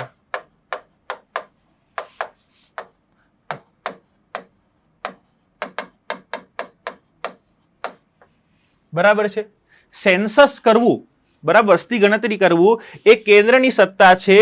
અહીંયા સમજવાની એ જરૂર છે કે વસ્તી ગણતરી એ કેન્દ્રનો વિષય છે પણ અહીંયા તમે જોવા જાઓ કે સિવિલ રજિસ્ટ્રેશન સિસ્ટમ, જન્મ પ્રમાણપત્ર, જન્મ મૃત્યુની વાત, આ બધી વાત છે ને એ સંઘ યાદી નથી, સમવર્તી યાદીની વાત છે. સમવર્તી યાદીની વાત છે. એક્ઝેક્ટલી કહું તમે તો કેન્દ્રમાં વસ્તી ગણતરીમાં અનુસૂચિ 7ની એન્ટ્રી નંબર, કેન્દ્ર યાદીની એન્ટ્રી નંબર 69, બરાબર, કેન્દ્રની એન્ટ્રી નંબર 69 માં એની વાત છે અને સમવર્તી યાદી એન્ટ્રી નંબર 30, બરાબર છે, એમાં આની વાત કરવામાં આવેલી છે. રાઈટ? તો પહેલું સ્ટેટમેન્ટ અહીંયા ખોટું થઈ જાય. તમને છે ને શબ્દોના માયાજાળમાં ઉલ્લુ બનાવી દીધા. જન્મ મૃત્યુ તમે કરાવવા જાઓ, તમે લોકલ મ્યુનિસિપાલિટીમાં જાઓ છો, બરાબર છે, તમે ડેથ સર્ટિફિકેટ કઢાવવા ક્યાં જાઓ છો? મ્યુનિસિપાલિટીમાં જાઓ છો. અહીંયા તમને બર્થ સર્ટિફિકેટ રાજ્યની હોસ્પિટલ આપી દેશે. રાઈટ? તમે સેન્ટરમાં હશો, એમ્સમાં બર્થ થાય તો તમને કેન્દ્ર આપી દેશે. તો આ સમવર્તી યાદીનો વિષય છે. આ સંવર્તી યાદીનો વિષય છે. વસ્તી ગણતરી ગૃહ મંત્રાલય હેઠળ સેન્સસ કમિશનર દ્વારા કરવામાં આવે છે. બરાબર છે. રજિસ્ટ્રાર જનરલ સેન્સસ કમિશનર દ્વારા આ કરવામાં આવે છે. બીજું, મકાન સૂચીકરણ અને મકાનની ગણતરી માનવ વસાહતોની સ્થિતિ એ આવાસની અછત અંગે વ્યાપક ડેટા પ્રદાન કરે છે, જે આવાસ નીતિ તૈયાર કરવામાં ધ્યાન રાખવામાં આવે છે. હા, સેન્સસની ગણતરી કહે ને ફેઝિસમાં થાય. પહેલા ફેઝિસમાં છે ને આ વસ્તુ કરવામાં આવતી હોય છે. અહીંયા મકાનોની ગણતરી કરે એટલે સરકાર આવાસ યોજના છે ને સરકારની અલગ અલગ યોજનાઓ છે ને એ યોજના ઇમ્પ્લિમેન્ટેશન માટે જરૂરી છે. કારણ કે વસ્તી ગણતરીનો હેતુ જે છે કે સરકાર બેટર પોલિસી ફોર્મેશન કરી શકે. આ વખતનું સ્લોગન જ તમે જોઈ લો. એના પછી માતૃભાષા સર્વેક્ષણ પ્રોજેક્ટ એવી માતૃભાષાઓનું રક્ષણ કરે છે જે 2 થી વધુ વસ્તી ગણતરીના દાયકામાં સતત નોંધાયેલી હોય. આ બહુ જ ઓડ બોલ હતો મિત્રો. આ બહુ જ ઓડ બોલ હતો. 99% વિદ્યાર્થીઓને ડાયરેક્ટલી આ વસ્તુ નહીં ખબર હોય, પણ એ સિમ્પલી એટલું યાદ રાખવાનું કે મધર ટંગ સર્વે છે ને એ કોઈ સેન્સસ રિલેટેડ વસ્તુ નથી. મધર ટંગ સર્વે એવી રીતે વસ્તુ બાબત છે કે જે ભાષા છે ને પોપ્યુલર લેંગ્વેજના ઇમર્જન્સ સાથે એનું મહત્વ ઘટી રહ્યું હોય. પોપ્યુલર લેંગ્વેજીસના ઇમર્જન્સ સાથે એનું મહત્વ ઘટી રહ્યું હોય, આદિવાસી ભાષાઓ છે અથવા ભાષાઓ વિલુપ્ત થઈ રહી હોય, તો તેનો ડેટા એકત્રિત કરવાની બાબતને લઈને છે, જેથી તે ભાષાને ભવિષ્યમાં બચાવી શકાય. તો આ વસ્તુ છે ને ખોટી બાબત છે. તો અહીંયા ફક્ત એક જ સ્ટેટમેન્ટ સાચું છે, સ્ટેટમેન્ટ નંબર 2, રાઈટ. આને શું છે ને અઘરા પ્રશ્નમાં મૂકીશ. આ પ્રશ્ન સ્કીપ કરવા લાયક હતો, રાઈટ. આ પ્રશ્ન કેવા લાયક હતો? સ્કીપ કરવા લાયક હતો. પણ અહીંયા જો તમે કરંટ અફેરમાં ડિટેલમાં વાંચેલું હોય તો એટલીસ્ટ તમને 2 સ્ટેટમેન્ટ ખબર પડી જાય. ત્રીજું સ્ટેટમેન્ટ થોડું ઓડ હતું તો પણ હું કહી શકું કે સ્કીપ કરવા લાયક પ્રશ્ન હતો. એના પછી પંચાયતી રાજ સંસ્થાઓમાં ગ્રામ સભા અને અનામતની જોગવાઈઓ અંગેના વિધાનો તમારે ધ્યાનમાં લો. આ વસ્તુ એક્સપેક્ટેડ ઈઝી બાબત હતી. બરાબર છે. એક્સપેક્ટેડ અને ઈઝી બાબત હતી. તો આપણે જોઈએ પહેલી બાબત, ગ્રામ સભા એ પંચાયતની રાજ્ય વ્યવસ્થાનો પાયાનો એકમ છે. તે ગામના તમામ વયસ્ક મતદારોના સભ્ય છે. સિમ્પલી તમે અનુચ્છેદ 243A ભણ્યા હશો. પહેલી જ વસ્તુ ગ્રામ સભાની વ્યાખ્યા આવે છે. સ્ટેટમેન્ટ ઇઝ રાઈટ કે પુખ્ત મતદારો છે ગામડાના, રાઈટ, એનો બનેલો આખો જે સૂચિબદ્ધ લિસ્ટ છે એ લોકોના સમૂહને ગ્રામ સભા કહેવામાં આવે છે. સિમ્પલ બાબત છે. બીજું, પંચાયતની અનુસૂચિત જાતિ અનુસૂચિત જનજાતિ માટે તેમની વસ્તીના પ્રમાણમાં બેઠકો અનામત રાખવી ફરજિયાત છે.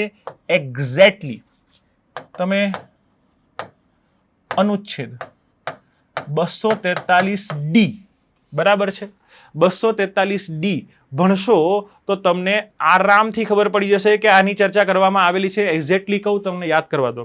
હા, 243D 1 હેઠળ 243D 1 હેઠળ આની ચર્ચા કરવામાં આવેલી છે. અને વસ્તીના પ્રમાણમાં અહીંયા બેઠકો ફરજિયાત રાખવી જોગવાઈ છે. SC ST જે અહીંયા વાલ્મીકી સમુદાય છે બધા માટે બેઠકો અહીંયા અનામત હોય છે. ત્રીજું, પંચાયતોના અધ્યક્ષની જગ્યા મહિલાઓ માટે અનામત રાખવા એ રાજ્ય સરકારની મરજી પર છે, ફરજિયાત નથી. ખોટી વાત છે. તમને ખબર તો છે કે પંચાયતમાં મહિલા સભ્ય હોય કે પંચાયતમાં સરપંચ બનવાની બાબત હોય 33% અનામત છે ભાઈ. ચોખ્ખી વાત છે ભાઈ. અનુચ્છેદ 243D સબક્લોઝ આઈ ગેસ 3 માં આની ચર્ચા કરવામાં આવેલી છે. અહીંયા ગુજરાત જેવા રાજ્યએ 50% અનામત આપી દીધી છે આને લઈને. બરાબર છે. ગુજરાત જેવા રાજ્યએ અહીંયા 50% અનામત આપી દીધી છે. તો આ વસ્તુ ખબર હોવી જોઈએ મિત્રો. ઓકે, છેલ્લે પંચાયતને અહીંયા 5 વર્ષની મુદત પૂરી થાય તે પહેલા નવી ચૂંટણી કરવી એ બંધારણીય રીતે અનિવાર્ય છે. આ વસ્તુ પણ અહીંયા સાચી છે. તમે અહીંયા વાંચશો 243E એની હશે આ જોગવાઈ છે. અહીંયા છે ને થોડું ચેન્જ આવશે. અહીંયા 243(3) નહીં આવે.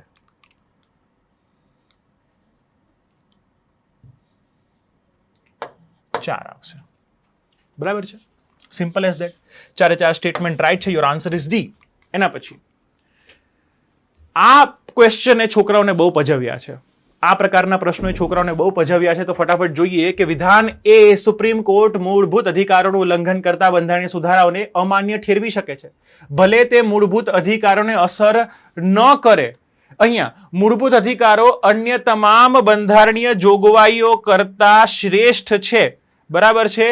હવે આ ક્વેશ્ચન છે ને હું અત્યારથી કહું છું,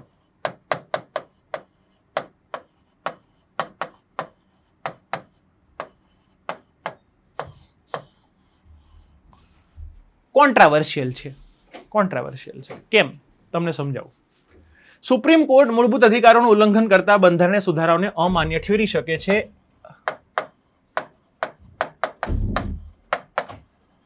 બેસિક સ્ટ્રક્ચર, આર્ટિકલ 32, બરાબર છે, આ બંનેનો ભાગ છે. આર્ટિકલ 13 જ્યુડિશિયલ રિવ્યુ, ભલે તે મૂળભૂત અધિકારને અસર ના કરે. બરાબર. તો સુપ્રીમ કોર્ટ મૂળભૂત અધિકારોનું ઉલ્લંઘન કરતા બંધારણીય સુધારા ને અમાન્ય ઠરવી શકે છે, ભલે તે મૂળભૂત માળખાને અસર ન કરે. મૂળભૂત માળખાને અસર ના કરે એવા બંધારણીય સુધારાને અહીંયા ઠેરવવા. બરાબર છે. તો એ વસ્તુ છે ને, હું સિમ્પલી કહું તો આ વસ્તુ મારા મતે ખોટી છે. કેમ? અહીંયા 24મો સુધારો એ માન્ય રાખવામાં આવ્યો હતો. 24મો સુધારો કયા? કેશવાનંદ ભારતી કેસમાં. કેશવાનંદ ભારતી કેસમાં 24મો સુધારો માન્ય હતો કે સુપ્રીમ કોર્ટ સંસદ બંધારણમાં મૂળભૂત અધિકારોની સંખ્યા વધારી ઘટાડી શકે છે, પણ નાબૂદ ના કરી શકે, એના નેગેટિવ ઇમ્પેક્ટ ના લાવી શકે. બીજું, મૂળભૂત અધિકારો અન્ય તમામ બંધારણીય જોગવાઈઓ કરતા શ્રેષ્ઠ છે. ક્યાં લખેલું છે?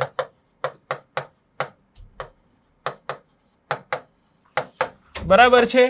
કયા કેસમાં બોલ્યા?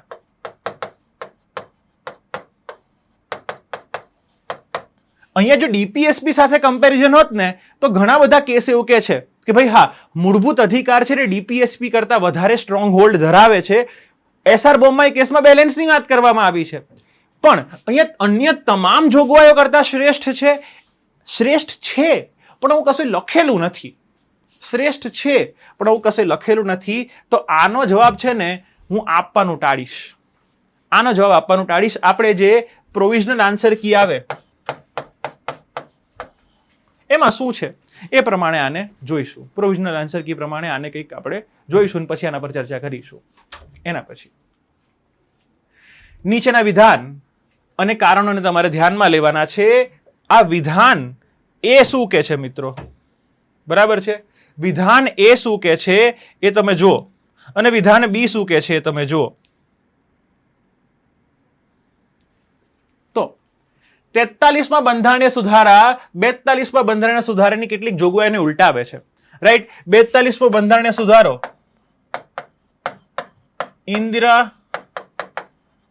ગાંધી સરકાર દ્વારા લાવવામાં આવ્યો હતો. આ જ ટાઈમ હતો કટોકટીનો કાળો કાળ 1976. અને એવી જોગવાઈઓ કરવામાં આવી હતી, એસ્પેશિયલી જોગવાઈ કે અદાલતના અધિકારો લીધા હતા. અદાલતનો જે જ્યુડિશિયલ રિવ્યુનો પાવર હતો ને બંધારણીય સુધારા પર,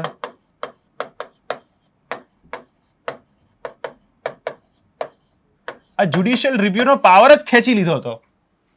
પણ એને ફરીથી જનતા સરકાર આવી 1977માં. જનતા સરકાર મોરારજી દેસાઈ, એના દ્વારા 43મો લાવવામાં આવ્યો. એમાં કેટલીક બાબતો સુધારવામાં આવી. 44મો આવ્યો 1978માં. એમાં પણ ઘણી બાબતો સુધારવામાં આવી હતી. અને આ બાબત જાણીતી છે તો ભાઈ સાચી વાત છે. વિધાન 1 કારણ જોઈએ. તેણે વડી અદાલતો અને સર્વોચ્ચ અદાલતના અધિકાર ક્ષેત્રને પુનઃસ્થાપિત કર્યું. એક્ઝેક્ટલી બરાબર છે. આ જ બાબત હતી. આ જ બાબત હતી કે ભાઈ અહીંયા એવા સુધારા કરવામાં આવ્યા હતા જે એમના જ્યુરિસ્ડિક્શનને ઘટાડતા હતા. એ જ્યુરિસ્ડિક્શનને પુનઃસ્થાપિત કરવા માટે, બરાબર છે, જ્યુરિસ્ડિક્શનને પુનઃસ્થાપિત કરવા માટે કરવામાં આવ્યું. એસ્પેશિયલી તમે વાત કહું તો એક 32A 226A આવા આર્ટિકલ ઉમેરવામાં આવ્યા હતા. 144A આવા આર્ટિકલો ઉમેરવામાં આવ્યા હતા. તમામ આર્ટિકલોને 43માં સુધારા દ્વારા રદ કરવામાં આવ્યા હતા. તો એ સ્ટેટમેન્ટ અહીંયા સાચું બને છે. રાઈટ. એના પછી યાદી 1 યાદી 2 સિમ્પલ પ્રશ્ન છે ભાઈ, બહુ જ સિમ્પલ છે. અહીંયા ભારતીય પરિષદોનો અધિનિયમ 1909, સાંપ્રદાયિક પંચાયત, મુસ્લિમો માટે અલગ મતદાર મંડળ. જો સાંપ્રદાયિક મતદાર મંડળ એમાં 2 આવે એટલે ઓપ્શન બી ઓપ્શન ડી નીકળી જશે, કારણ કે 2 જ છે. બીજું, ભારત સરકાર અધિનિયમ 1935 શું કર્યું હતું? પ્રાંતીય સ્વતંત્રતા, રાજ્યોમાંથી અહીંયા ડાયરેક્ટ સિસ્ટમ કાઢી નાખી હતી એમણે. રાઈટ.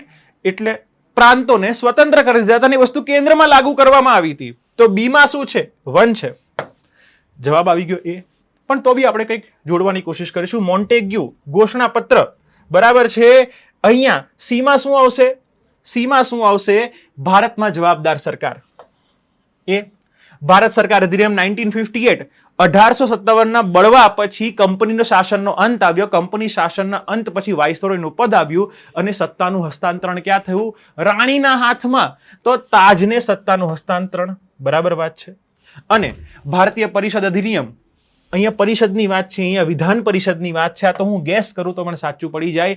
કાઉન્સિલ એક્ટથી ધીરે ધીરે ભારતીયોને પરિષદમાં સ્થાન આપવાની વાત કરવામાં આવી હતી.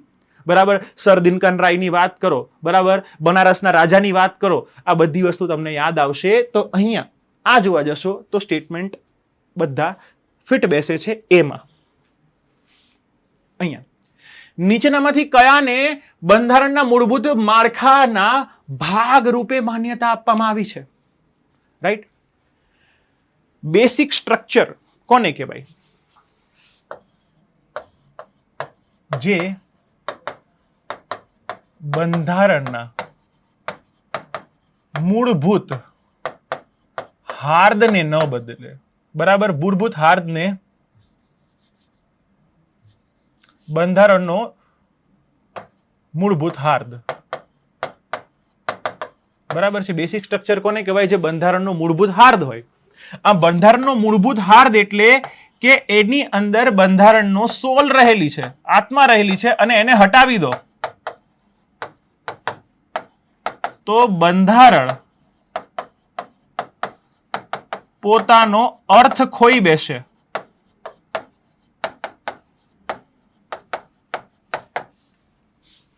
આના માટે છે ને હું સરસ મજાની એક ટ્રીક છોકરાઓને શીખવાડતો. શું?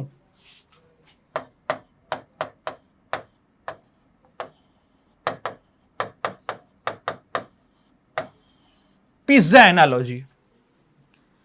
બરાબર. હું અહીંયા પિઝાને વ્યાખ્યાયિત કરું છું. કેવી રીતે કહું? બેઝ, સોસ અને ચીઝ. માર્ગરીટા પિઝા બની ગયો આપણો, બરાબર છે. માર્ગરીટા પિઝા બની ગયો આપણો. બેઝ, સોસ અને ચીઝ. ઇટાલિયનો એવું કહે છે કે ભાઈ આ 3 હોય ને બેર મિનિમમ, તો જ કોઈ વસ્તુને હું પિઝા કહી શકું. આ 3 વસ્તુ એક પિઝામાં બેર મિનિમમ હોવી જરૂરી છે. રાઈટ. અને આ 3 માંથી એક બી વસ્તુ હટાવી દઉં તો પિઝા નહીં કહેવાય. ઉદાહરણ તરીકે હું અહીંયા બેઝને હટાવી દઉં તો સોસ અને ચીઝ વધશે, એ કોઈ પિઝા હશે? હું અહીંયા સોસને હટાવી દઉં તો ચીઝ અને બ્રેડ હશે, એને પિઝા કહેવાય નહીં, એને ચીઝી બ્રેડ કહેવાશે. બરાબર છે. કેટલાક છોકરાઓને ભૂખ લાગી ગઈ હશે સાંભળીને. પણ તમે સમજો, એનાલોજીને સમજવાની વાત કરો કે આ એનાલોજી એવું કહે છે કે ભાઈ પિઝાનો મૂળભૂત હાર્દ કેમાં રહેલો છે? સોસ, ચીઝ અને બેઝમાં. હવે એનો અર્થ એ નથી કે પિઝામાં સુધારા ના થાય. અહીંયા હું પનીરનું ટોપિંગ નાખું, મરચાનું ટોપિંગ નાખું, કેપ્સિકમનું ટોપિંગ નાખું તો ટોપિંગ અલાઉડ છે, કારણ કે ટોપિંગ ઉમેરવાથી અહીંયા પિઝાના બેસિક સ્ટ્રક્ચરમાં કોઈ ફેરફાર નથી થતો. એવી રીતે એવા બંધારણીય સુધારા લાવવું કે જે અહીંયા બેસિક સ્ટ્રક્ચરમાં ફેરફાર નહીં કરે, એ બધા વેલિડ છે. એ બધા વેલિડ છે. આ બેસિક સ્ટ્રક્ચરના મૂળભૂત હાર્દને સમજવાની ટ્રીક છે. બરાબર. અહીંયા ટોપિંગ નાખીશ તો મને કોઈ ફરક નહીં પડે, કારણ કે મારો બેસિક સ્ટ્રક્ચર અહીંયા ચીઝ, સોસ અને બેઝ એ સેમ રહે છે. રાઈટ. પણ આમાંની એનાલોજીને સમજવાની કોશિશ કરો. બરાબર છે. મજાકની વાત છે, પણ એનાલોજીને સમજવાની કોશિશ કરો કે મેં એનાલોજી પ્રમાણે આ 3 વસ્તુ ફિક્સ કરી દીધી. આ 3 વસ્તુમાંથી એક બી વસ્તુ ગાયબ થાય તો એ શું હશે? અહીંયા બેસિક સ્ટ્રક્ચરનું ઉલ્લંઘન હશે. ઉમેરો, એવો ઉમેરો જ્યાં 3ને હાઇલાઇટ કરે છે, એન્હાન્સ કરે છે. બરાબર. ટોપિંગ હોય ના હોય એનાથી ફરક ના પડે. ચીઝ ઓછું નાખો તો ફરક ના પડે, મૂળભૂત અધિકાર બે ઓછા થઈ જાય એનાથી ફરક નહીં પડે, અહીંયા એનો હાર્દ બદલાવો જોઈએ નહીં.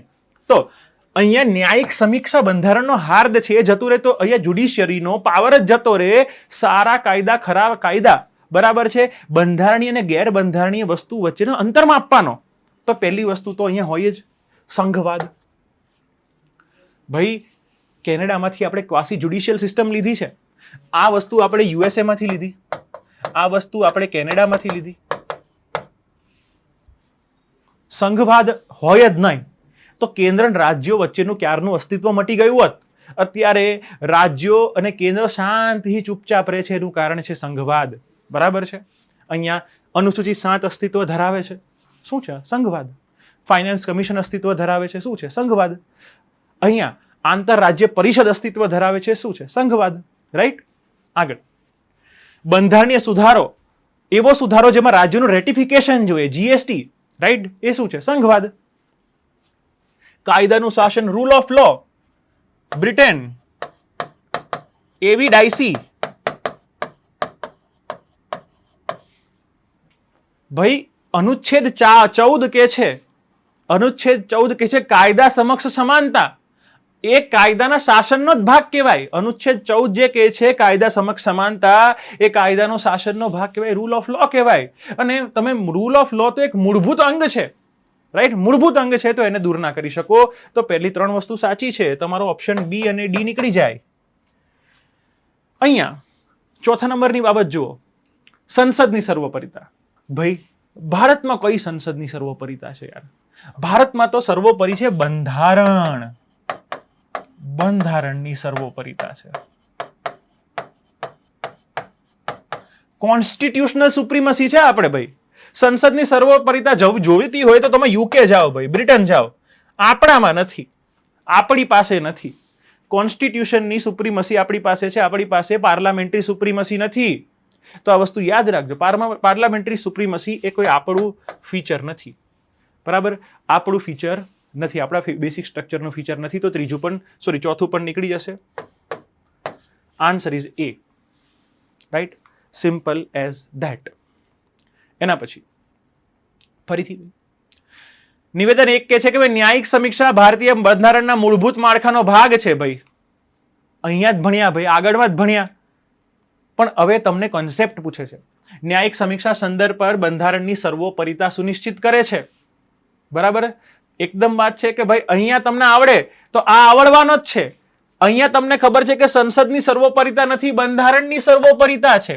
અહીંયા તમને ખબર છે કે ન્યાયિક સમીક્ષા બંધારણનો ભાગ છે, તો બંધારણની ન્યાયિક સમીક્ષા મૂળભૂત માળખાનો ભાગ છે. તો તમને આ વસ્તુ ખબર હોય, તમને આ વસ્તુ ખબર હોય તો આ પ્રશ્ન બી આવડે ને આ પ્રશ્ન બી આવડે.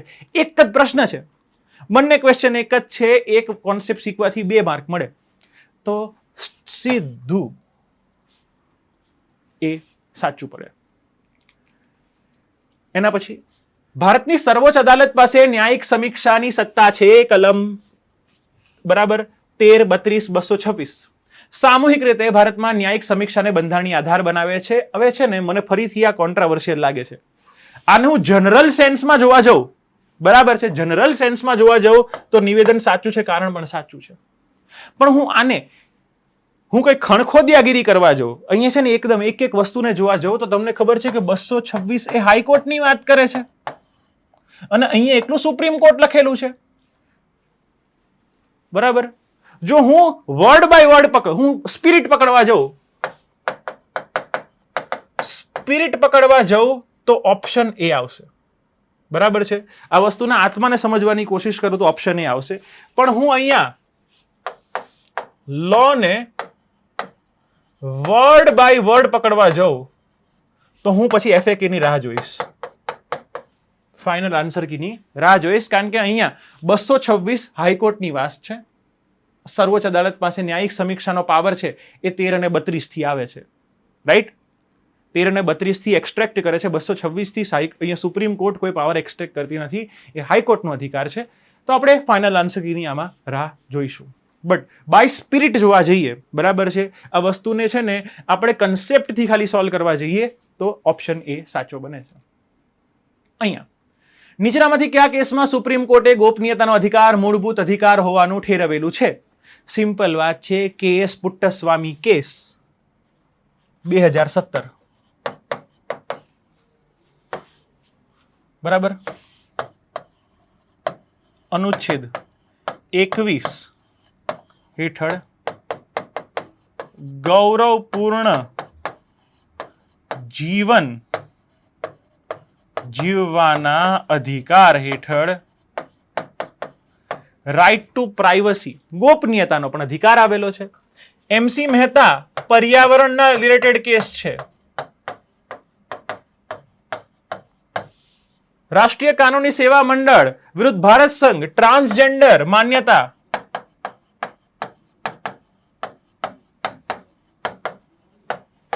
એના માટેનો કેસ છે. મેનકા ગાંધી કેસ, અહીંયા ગૌરવપૂર્ણ શબ્દ ગૌરવપૂર્ણ અથવા ગૌરવપૂર્વક શબ્દ ક્યાંથી આવ્યો? મેનકા ગાંધી કેસમાંથી આવેલો છે. અને બીજું due process of law,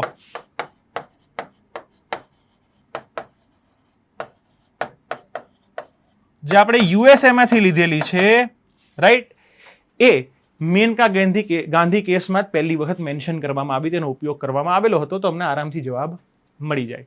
option is D. એના પછી કાયદા દ્વારા સ્થાપિત પ્રક્રિયા, અહીંયા આખો ક્વેશ્ચન અનુચ્છેદ 14 થી બનાવેલો છે.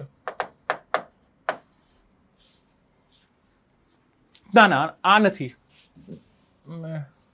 પહેલું સ્ટેટમેન્ટ વાંચી લીધું. હા, કાયદા દ્વારા સ્થાપિત પ્રક્રિયાના સિદ્ધાંતનો ઉલ્લેખ બંધારણમાં કરવામાં આવેલો નથી. સર્વોચ્ચ અદાલતે તે મેનકા ગાંધી કેસમાંથી લીધેલું છે. અહીંયા તમને ખબર છે કે ભાઈ પ્રોસીજર એસ્ટાબ્લિશ બાય લો એને કહેવાય કાયદા દ્વારા સ્થાપિત પ્રક્રિયા. આ વસ્તુ આપણે જાપાનમાંથી લીધેલી છે. આ વસ્તુ બંધારણમાં લખેલી છે. બંધારણમાં લખેલી છે. ક્યાં? અનુચ્છેદ 21 માં. આટલું યાદ રાખો. બીજું, ડ્યુ પ્રોસેસ ઓફ લો, આ વસ્તુ આપણે લીધેલી છે. ક્યાંથી? યુએસએ માંથી. આગળ વાત કરીએ પ્રમાણે. અને આ બંધારણમાં લખેલી નથી. બંધારણમાં લખેલ નથી તો ક્યાંથી લીધી? મેનકા ગાંધી કેસ. આનું મેન્શન ક્યાં જોવા મળે છે? મેનકા ગાંધી કેસમાં જોવા મળે છે. સિમ્પલ વાત છે. હવે આ પ્રશ્ન સોલ્વ કરીએ તો તરત ખબર પડી જાય કે કાયદા દ્વારા સ્થાપિત પ્રક્રિયાનો ઉલ્લેખ બંધારણમાં કરવા આવેલ નથી. સિમ્પલ વાત છે, કરેલો તો છે અનુચ્છેદ 21 માં. મેનકા ગાંધી, તો અહીંયા ડ્યુ પ્રોસેસ ઓફ લો શબ્દને બદલી નાખ્યું, ઊંધું કરી નાખ્યું. પહેલું સ્ટેટમેન્ટ ખોટું. બીજું સ્ટેટમેન્ટ, કાયદાની ઉચિત પ્રક્રિયા ડ્યુ પ્રોસેસ ઓફ લો એનો ઉલ્લેખ બંધારણમાં કરવામાં આવેલો છે. ક્યાં કરવામાં આવેલો છે? તો મેનકા ગાંધી કેસમાં હતો. ખોટું. જો પહેલું બીજું ખોટું પડે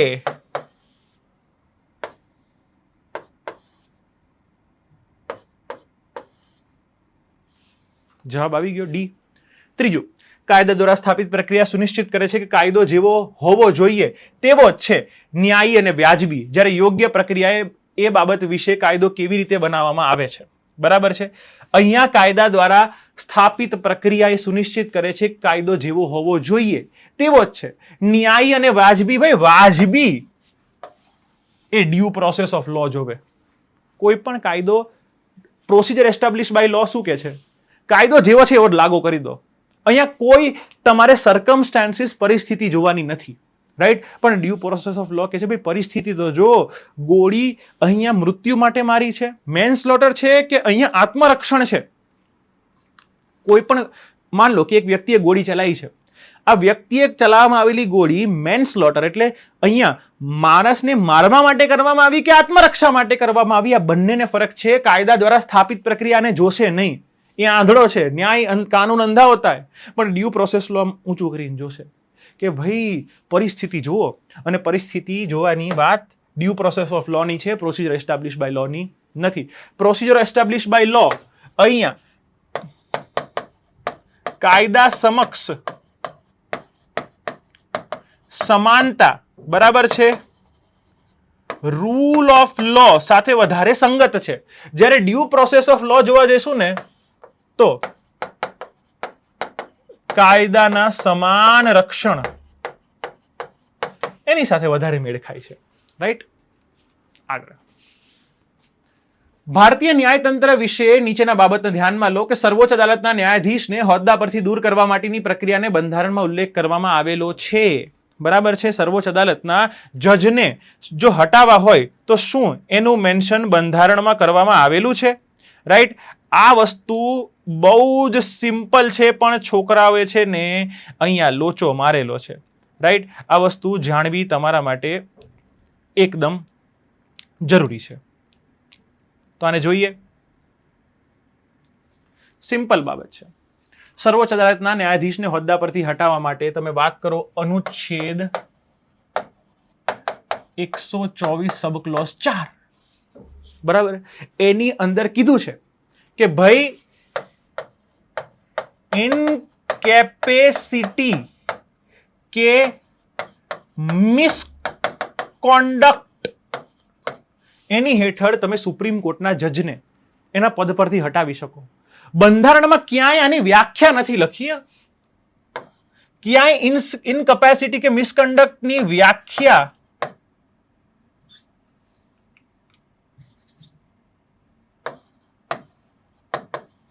આપવામાં આવેલી નથી. રાઈટ. તો એની વ્યાખ્યા કરવા માટે કોક તો લોકો જોશે ને. તો વ્યાખ્યા કરવા માટે લોકોને બેસાડ્યા અહીંયા ન્યાયાધીશ તપાસ અધિનિયમમાં.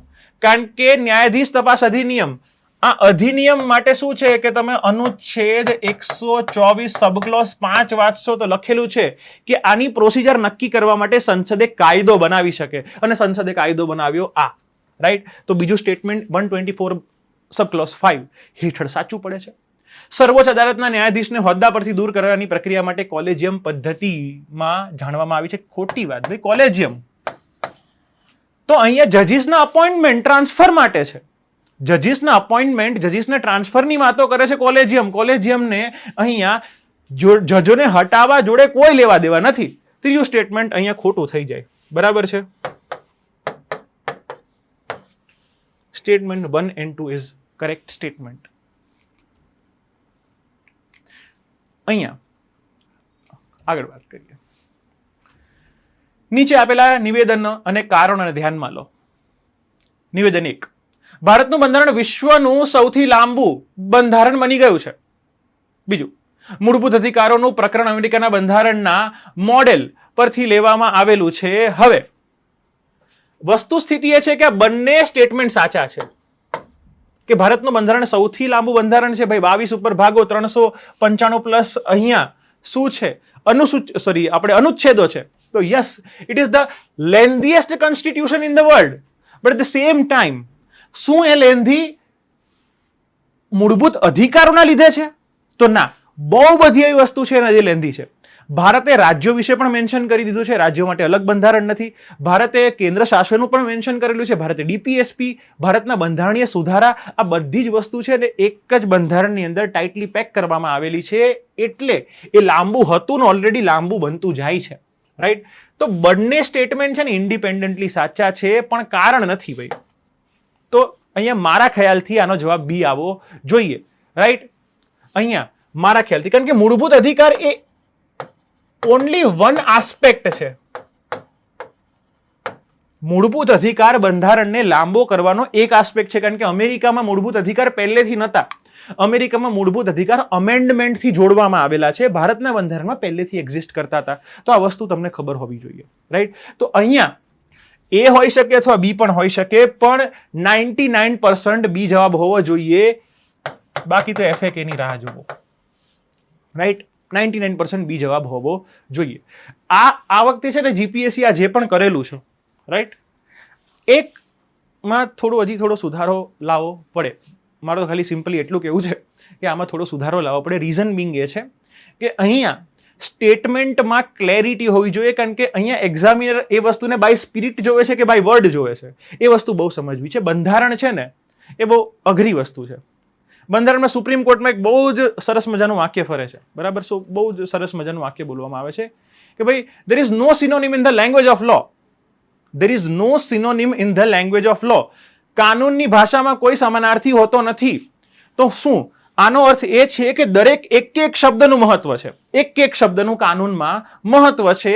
પણ વસ્તુ સ્થિતિ એ છે કે અહીંયા જ્યારે આપણે એક્ઝામમાં ભણીએ છીએ તો આને શબ્દે શબ્દ લેવી કે આને બાય સ્પિરિટ લેવી એ વસ્તુ તો આપણને આન્સર કીટ બતાવશે. મારા ખ્યાલથી જવાબ બી આવે. 24. નીચે આપેલા નિવેદન અને કારણને ધ્યાનમાં લો. ભારતનું બંધારણ હવે પંચાયતી રાજ સંસ્થાઓને નિયમિત ભંડોળના પ્રવાહ માટે એક પદ્ધતિ પૂરી પાડે છે. સિમ્પલ વાત છે ભાઈ. તમે અહીંયા અનુચ્છેદ 243I રાજ્ય નાણાં પંચ જે દર 5 વર્ષે બનવું જોઈએ એની વાત છે ભાઈ, પણ બનતું નથી.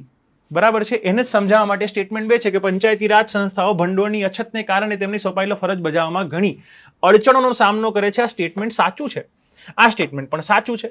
બંને સ્ટેટમેન્ટ સાચા છે, પણ બંને સ્ટેટમેન્ટ એકબીજાની વિરોધી છે, ઇન્ડિપેન્ડન્ટલી ટ્રુ છે. તો જવાબ આવશે બી. રાઈટ.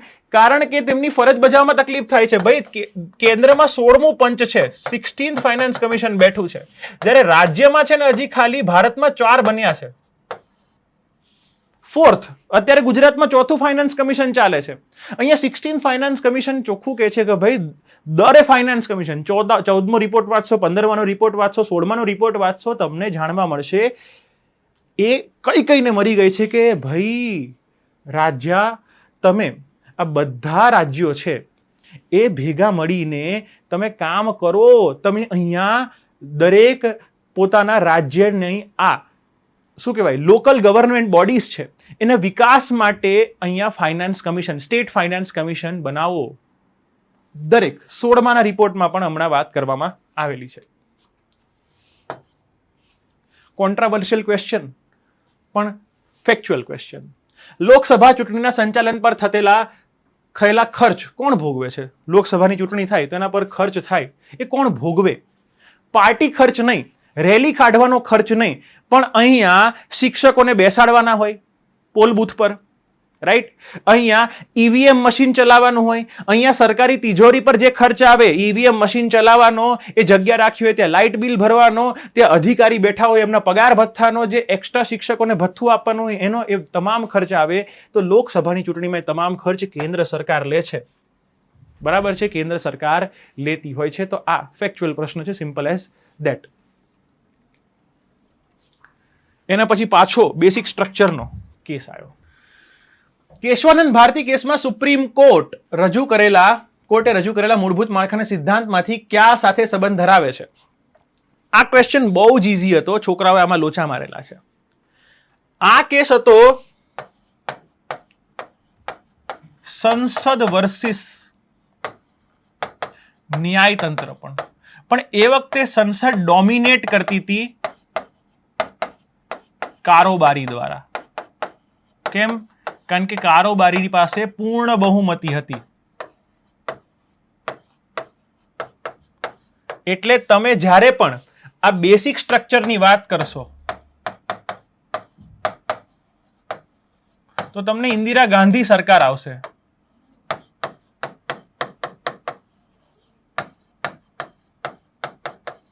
બરાબર. જ્યારે પણ તમે બેસિક સ્ટ્રક્ચરની વાત યાદ કરશો તો તમને ઇન્દિરા ગાંધી સરકાર યાદ આવશે. પણ એકચ્યુઅલમાં મુદ્દો સંસદ વર્સિસ ન્યાયતંત્રનો હતો.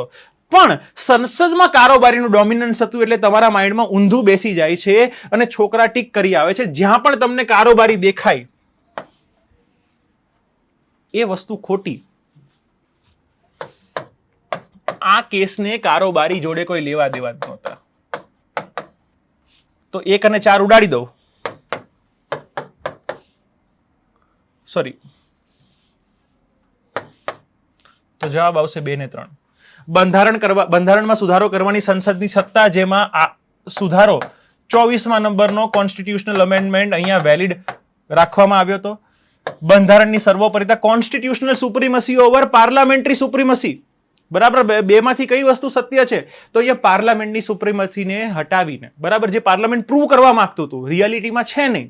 પાર્લામેન્ટ એ વસ્તુ આ સતત ચેન ઓફ ઇવેન્ટમાં પ્રૂવ કરવા માંગતી હતી. જેટલા બી કેસીસ થયા છે, ગોલકનાથ શંકરી પ્રસાદથી લઈ લો, સજ્જનસિંહ કેસ લઈ લો, થી કેશવાનંદ ભારતી કેસ લઈ લો, દરેક કેસમાં આ જ વસ્તુ પ્રૂવ થવા માંગતી હતી કે ભાઈ અહીંયા કોણ ઉપર છે, ન્યાયતંત્ર ઉપર છે એટલે કે બંધારણ ઉપર છે, કે આ બાજુ સંસદ ઉપર છે.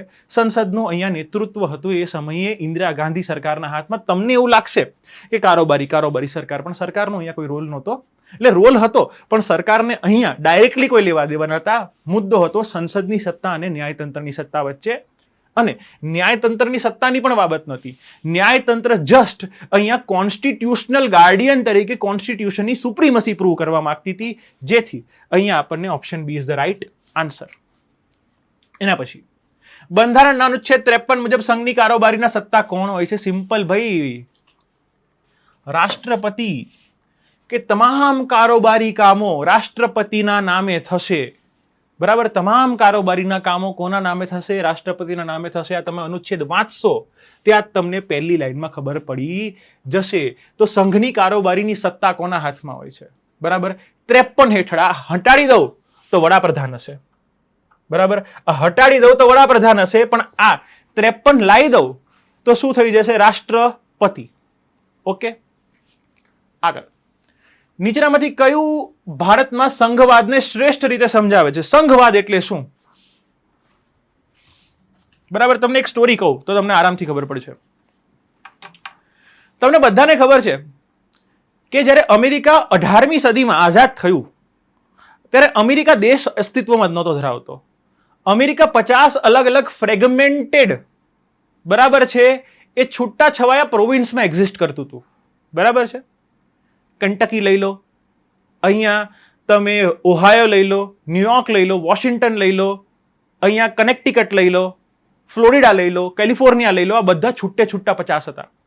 આ 50 ભેગું કરી, બરાબર છે, 50 ભેગા મળી નક્કી કર્યું કે we should form a country, right. અને એથી જ કન્ટ્રીનું નામ શું પડ્યું? USA, United states of America. Simple. પણ ભારતમાં ઊંધું હતું. ભારતમાં ભારત એક્ઝિસ્ટ કરતું હતું. રાજ્યો છે ને એની સ્થિતિ ડામાડોળ હતી, રાઈટ. ભારત આઝાદ થયું ત્યારે 14 રાજ્યો હતા, અત્યારે 28 રાજ્યો છે. અમેરિકામાં પહેલા 50 હતા ને હજી પણ 50 જ છે, રાઈટ. કોઈ ફરક નથી. તો અહીંયા સંઘવાદ શું છે?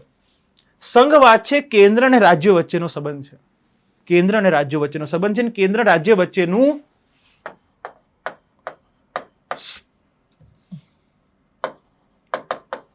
ચોખ્ખું સત્તાનું વિભાજન.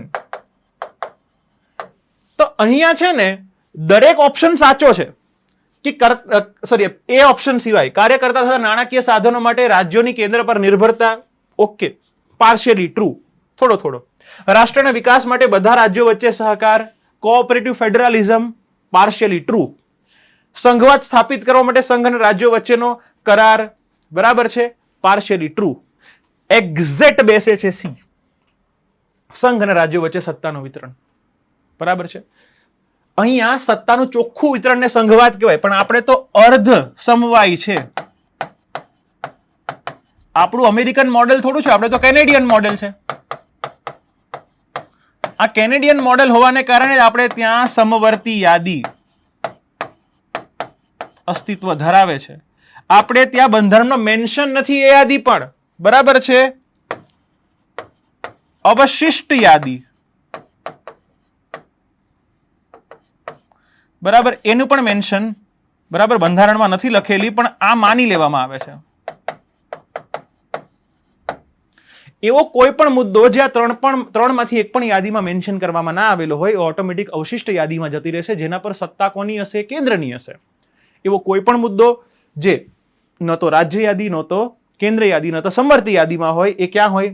અવશિષ્ટ યાદીમાં આવી જશે. જેમ કે કમ્પ્યુટર, 1950 બંધારણ લાગુ થયું ત્યારે કમ્પ્યુટર નહોતા, ત્યારે ક્રિપ્ટોકરન્સી નહોતી, બેન્કિંગ નહોતું, બેન્કિંગ હતું પણ ક્રિપ્ટોકરન્સી નહોતી, કમ્પ્યુટર નહોતા. કમ્પ્યુટરનો કાયદો કોણે બનાવ્યો? IT act 2000, central government. Cryptocurrency માટે કોણ છે? Central government. અવશિષ્ટ યાદીના વિષય છે મિત્રો. ચલો, ઓકે, આગળ. તો અહીંયા સંઘ અને રાજ્યો વચ્ચે સત્તાનું વિભાજન છે, કેનેડિયન મોડેલ છે આપણું. એના પછી શબરીમાલા મંદિર વિશેની બાબતોને તમારે અહીંયા જોવાની છે. તમને ખબર છે કે વર્ષ 2018 માં સબરીમાલાનો ચુકાદો આપ્યો અને ચુકાદામાં કીધું કે ભાઈ મહિલાઓ હવે મંદિરમાં જઈ શકશે, રાઈટ? આટલું સ્ટેટમેન્ટ યાદ હોય તો પ્રશ્ન સોલ્વ થઈ જાય. ટ્રસ્ટની સંપત્તિનો વિવાદ હતો, ભાઈ આ સબરીમાલાનો નહોતો. સબરીમાલાને ટ્રસ્ટની સંપત્તિ જોડે કોઈ લેવા દેવા નથી. આ કેસને તો લેવા દેવા છે 10 થી 50 વર્ષની, બરાબર છે? જે મેન્સ્ટ્રુઅલ સાયકલ, બરાબર છે, જે મહિલાને અહીંયા મેન્સ્ટ્રુઅલ સાયકલ આવતી હોય, રાઈટ, એ મહિલાઓ મંદિરમાં પ્રવેશી શકે નહીં, રાઈટ? તો સિમ્પલી એના કેસ માટે છે. તો પહેલું સ્ટેટમેન્ટ નીકળી જાય તો અહીંયા ઓટોમેટિક તમને જવાબ મળી જશે, રાઈટ? પણ યાદ રાખીએ તો આ ટ્રસ્ટ માટે નહોતો, આ મેન્સ્ટ્રુઅલ સાયકલ ને લઈને કેસ હતો કે ભાઈ જે મહિલાઓ અહીંયા એ ફેઝમાં છે, બરાબર છે, એવી કોઈ પણ મહિલા અહીંયા મંદિરમાં પ્રવેશી શકે નહીં, ભલે એ મેન્સ્ટ્રુઅલ સાયકલમાં હોય કે મેન્સ્ટ્રુઅલ સાયકલ એની પતી ગઈ હોય. એટલે આ એજ ગ્રુપની મહિલાની બાબત હતી. બીજું, અગાઉ સર્વોચ્ચ અદાલતની એક બેન્ચે મહિલાઓ માટેની પ્રવેશબંધીને ગેરબંધારણીય ઠેરવી હતી, બરાબર છે? આ પણ સીધી વાત છે. અહીંયા અનુચ્છેદ 25 હેઠળ તમામને હક છે ભાઈ કે પોતાના ધર્મના અધિકારનું પાલન કરે, અને આના હેઠળ જ, બરાબર, અનુચ્છેદ 25 હેઠળ, અનુચ્છેદ 14, 15 હેઠળ, અનુચ્છેદ 21 હેઠળ મંદિરમાં પ્રવેશ અટકાવવો એ ગેરબંધારણીય કહેવાય મિત્રો, રાઈટ? તો તમારો જવાબ સી સાચો આવશે. રાજ્યસભા વિશેની તેના વિધાનો ધ્યાનમાં લો. ભારતીય બંધારણ હેઠળ રાજ્યસભામાં રાજ્યોના પ્રતિનિધિત્વની સમાનતા નથી. કોણે કીધું સમાનતા નથી? રાઈટ? સમાનતા નથી, સાચી વાત છે. આપણે યુએસએ થોડી ને છીએ. યુએસએમાં સેનેટ હોય અને સેનેટમાં દરેક રાજ્યને 2 સભ્યો ફિક્સ હોય, મોટું હોય કે નાનું રાજ્ય. યુએસમાં સેનેટ હાઉસ છે, બરાબર છે, કોંગ્રેસ સેનેટ. તો જે સેનેટ છે એ સેનેટમાં ફિક્સ હોય કે દરેક રાજ્યોને 2 સભ્યો મળે, 50 રાજ્યોના 100 સભ્યો. અહીંયા એવું નથી. આપણે વસ્તીના પ્રપોર્શન પર, વસ્તીના ગુણોત્તરને આધારે બેઠકોની ફાળવણી કરવામાં આવે, રાઈટ? તો રાજ્યસભાનું પ્રતિનિધિત્વ સમાન નથી, એકદમ બરાબર સ્ટેટમેન્ટ છે. રાજ્યસભાને પોતાની સંઘીય ગૃહ તરીકે વર્ણવી શકાય નહીં, કારણ કે તેના કેટલાક સભ્યો રાષ્ટ્રપતિ દ્વારા નિમવામાં આવે છે. 12 સભ્યો કળા, સાહિત્ય, સમાજ સેવા, બરાબર છે, અને વિજ્ઞાન. અને જો મેં રાજ્યની વાત કરું ને, રાજ્યના વિધાન પરિષદની વાત કરશો તો એક વસ્તુ એડ થઈ જશે. રાજ્યપાલ છે ને આ 4 સિવાય એક સહકારી પ્રવૃત્તિમાં પણ વ્યક્તિ હોય એને પણ નિમતી હોય છે. રાજ્યોની અલગ વાત છે, પૂછ્યો નથી પ્રશ્ન પણ તમને રિમાઇન્ડ કરાવી દઉં છું. રાજ્યસભાને યોગ્ય રીતે સંઘીય ગૃહ તરીકે વર્ણવી શકાય નહીં, કારણ કે તેના કેટલાક સભ્યો રાષ્ટ્રપતિ. ખોટી વાત છે યાર, સંઘીય ગૃહ જ છે, કારણ કે આ ડાયરેક્ટ રાજ્યોનું રિપ્રેઝન્ટેશન છે મિત્રો. વિધાનસભાના સભ્યો દ્વારા રાજ્યસભાના સભ્યોને ચૂંટવામાં આવે છે, રાઈટ? તો કઈથી તમે એને સંઘીય ના કહી શકો, કઈથી તમે એને સંઘીય ગૃહ ના કહી શકો? This statement is absolutely wrong. તો અહીંયા શું આવશે? Statement 1 is the right answer. તાજેતરમાં ગુજરાત વિધાનસભા દ્વારા પસાર કરવામાં આવેલા સમાન નાગરિક સંહિતા અનુચ્છેદ 44 બિલના સંદર્ભમાં વાત કરો. તમને ખબર છે કે સરદાર પટેલ કમિટી બેઠી હતી. ક્યાં બેઠી હતી? બંધારણીય સભામાં. સરદાર પટેલ કમિટીએ એવું કીધું કે ભાઈ આપણે છે ને, સરદાર પટેલ સાહેબ એવું કીધું કે આપણે યુસીસી ને ફંડામેન્ટલ રાઇટનો હિસ્સો બનાવીએ, પણ પબ્લિક ના માની. અને કમિટીએ કીધું કે ના ના, અત્યારે ડીપીએસપીમાં રાખો, જ્યારે સરકારોને લાગશે ત્યારે કરી દેશે આ વસ્તુ, રાઈટ? તો અહીંયા વસ્તુ સ્થિતિ સમજવાની જરૂર છે કે સમાન દીવાની ધારાની બાબત છે, પર્સનલ લોની બાબત છે. પર્સનલ લોમાં લિવ ઇન રિલેશનશિપ, લગ્ન, છૂટાછેડા, વારસાઈ, આ બધી બાબતો આવી જાય. તો લિવ ઇન રિલેશનશિપની ફરજિયાત નોંધણી જોગવાઈ કરે છે. અનુસૂચિત જનજાતિઓ ને અલગ રાખે. તમને ખબર છે કે એસટી કેટેગરી માટે શેડ્યુલ 5 અને 6 ની જોગવાઈ છે. જો તમે યુસીસી લાવો તો 5 અને 6 નવરું થઈ જાય ભાઈ. 5 અને 6 નો કોઈ મતલબ ન રહે. તો 5 અને 6 ના સાતત્યને જાળવવા માટે અહીંયા એસટી કેટેગરી માટે આ વસ્તુ નથી. અનુસૂચિ 5 અને 6, બરાબર. બાકી તો એ કોન્ટ્રાડિક્ટરી થઈ જાય. તે વસ્તુ તો સાચી છે. તો પહેલું સ્ટેટમેન્ટ સાચું છે.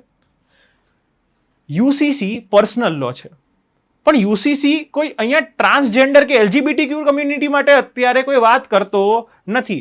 એ ખાલી હેટ્રોસેક્સ્યુઅલ લગ્નની માન્યતા પ્રદાન કરે છે. હોમોસેક્સ્યુઅલ ટ્રાન્સજેન્ડર માટે કોઈ ચર્ચા છે હાલ પૂરતી નહીં. તો statement 1 is the right answer. UCC બાબતે યાદ રાખવાનું કે યુસીસી માટે પહેલું રાજ્ય છે ઉત્તરાખંડ. આઝાદીના પૂર્વે ગોવાથી લાગુ છે. ગોવામાં આઝાદીના પૂર્વેથી લાગુ છે. ભારતમાં ઉત્તરાખંડ પહેલું રાજ્ય બન્યું છે જેને યુસીસી લાગુ કરવામાં આવેલું છે.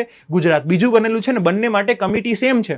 બંને રાજ્યમાં રંજના દેસાઈ, બરાબર, જસ્ટિસ રંજના દેસાઈ સમિતિના અહેવાલ મુજબ જ યુસીસી લાગુ કરવામાં આવેલું છે, જેમાં આ પ્રમાણે બાબતો છે. સીમાંકન આયોગ અહીંયા યાદ રાખવાની છે કે ભાઈ સીમાંકન આયોગની નિમણૂક ભારતના રાષ્ટ્રપતિ દ્વારા કરવામાં આવે છે. તે ચૂંટણી પંચ સાથે મળીને કામ કરે છે. એકદમ સાચી વાત છે. ડિલિમિટેશન કમિશન તમે હમણાં 106મો બંધારણીય સુધારો બરાબર જોયો હશે, જેમાં વાત ચોખ્ખી કરવામાં આવી હતી કે ભાઈ નવી મહિલાઓની 33% અનામત છે એ આપણે નેક્સ્ટ વસ્તી ગણતરી બાદ સીમાંકન આયોગ જે સીટોને ડિલિમિટ કરશે, બરાબર છે. લોકસભા અને રાજ્યસભા, લોકસભા અને વિધાનસભા એની સીટોની પુનઃ ફાળવણી કરવામાં આવશે અને પુનઃ સીમાંકન કરવામાં આવશે, ત્યારબાદ જ લાગુ કરવામાં આવશે. એ હતો. હમણાં જ બંધારણીય સુધારો ફેલ ગયો, રાઈટ, તમને બધાને ખબર છે, જેમાં સરકારે 850 બેઠકો કરવી હતી લોકસભાની. તો આ પ્રશ્ન બહુ એક્સપેક્ટેડ હતો. પહેલી વસ્તુ સાચી છે.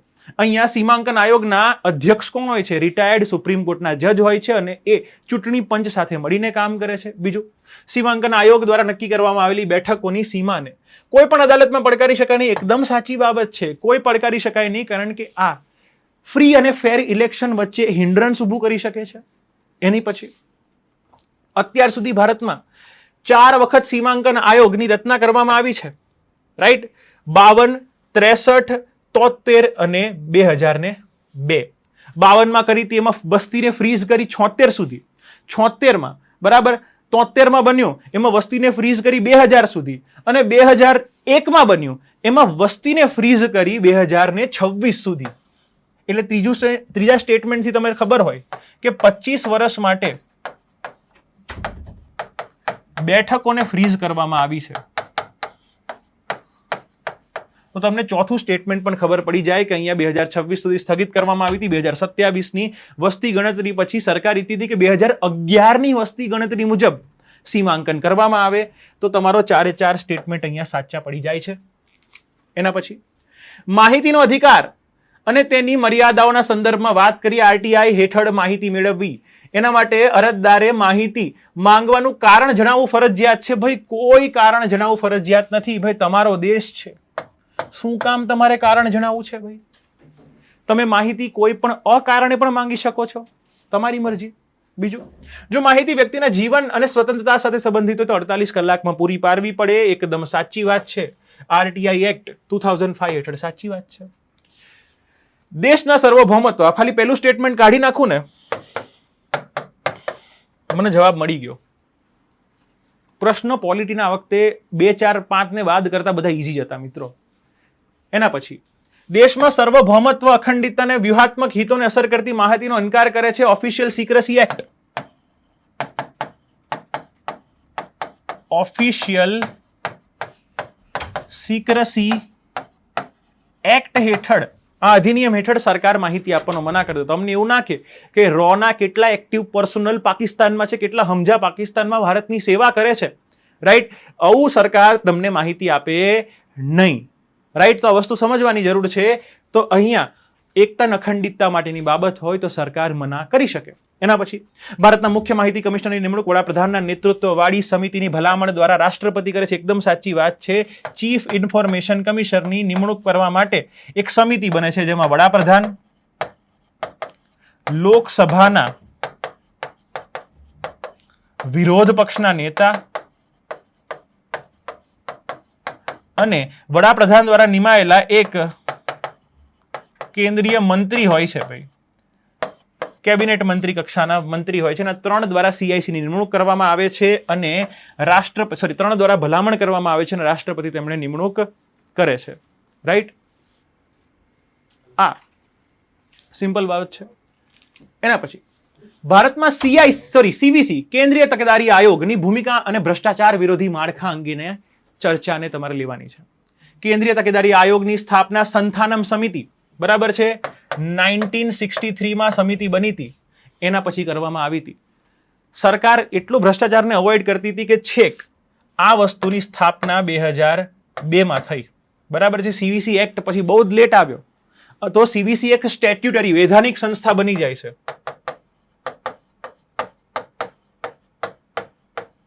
સીવીસી એક વૈધાનિક સંસ્થા બની જાય છે. બીજું તો પહેલી વાત સાચી છે. બીજું, કેન્દ્રીય તકેદારી આયોગ તપાસ બ્યુરોના વહીવટી નિયંત્રણ હેઠળ કામ કરે છે. ભાઈ સીવીસી વૈધાનિક સંસ્થા છે. વૈધાનિક સંસ્થા એ સંસદને જવાબદાર હોય.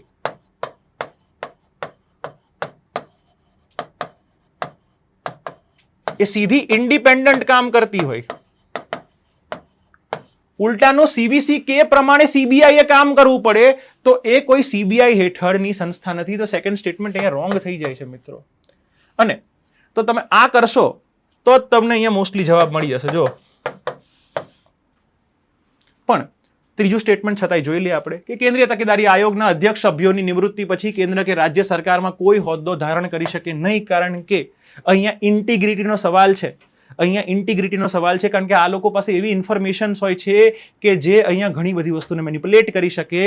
આ સરકાર ઈચ્છતી નથી. જેવી રીતે જજીસને કોઈ કામ કરવા દેતી નથી, એવી રીતે અહીંયા સીવીસીના મેમ્બરને પણ અહીંયા કામ કરવા દેશે નહીં. બીજું, આજનો છેલ્લો પ્રશ્ન, કાયદા સમક્ષ સમાનતા અને કાયદાનું સમાન રક્ષણ વિશેના વિધાનોને ધ્યાનમાં લો. પહેલું સ્ટેટમેન્ટ છે કાયદા સમક્ષ સમાનતા એ વધુ સકારાત્મક ખ્યાલ છે જે સમાન પરિસ્થિતિઓમાં સમાન સારવારનો અધિકાર આપે છે. ખોટી વાત છે. કાયદા સમક્ષ સમાનતા બ્રિટન માંથી લીધેલી વસ્તુ છે કે everyone is equal in front of law. અહીંયા કોઈ પરિસ્થિતિને જોવામાં નથી આવતી, બરાબર છે. મેં તમને આગળ કીધું પ્રમાણે કે ગોળી મેં મેનસ્લોટર માટે ચલાવી કે ગોળી મેં સ્વ બચાવ માટે ચલાવી, આ પરિસ્થિતિને જોવામાં નહીં આવે. સમાન પરિસ્થિતિમાં સમાન સારવાર કોને કહેવાય? Equality between equality among equals. Equality among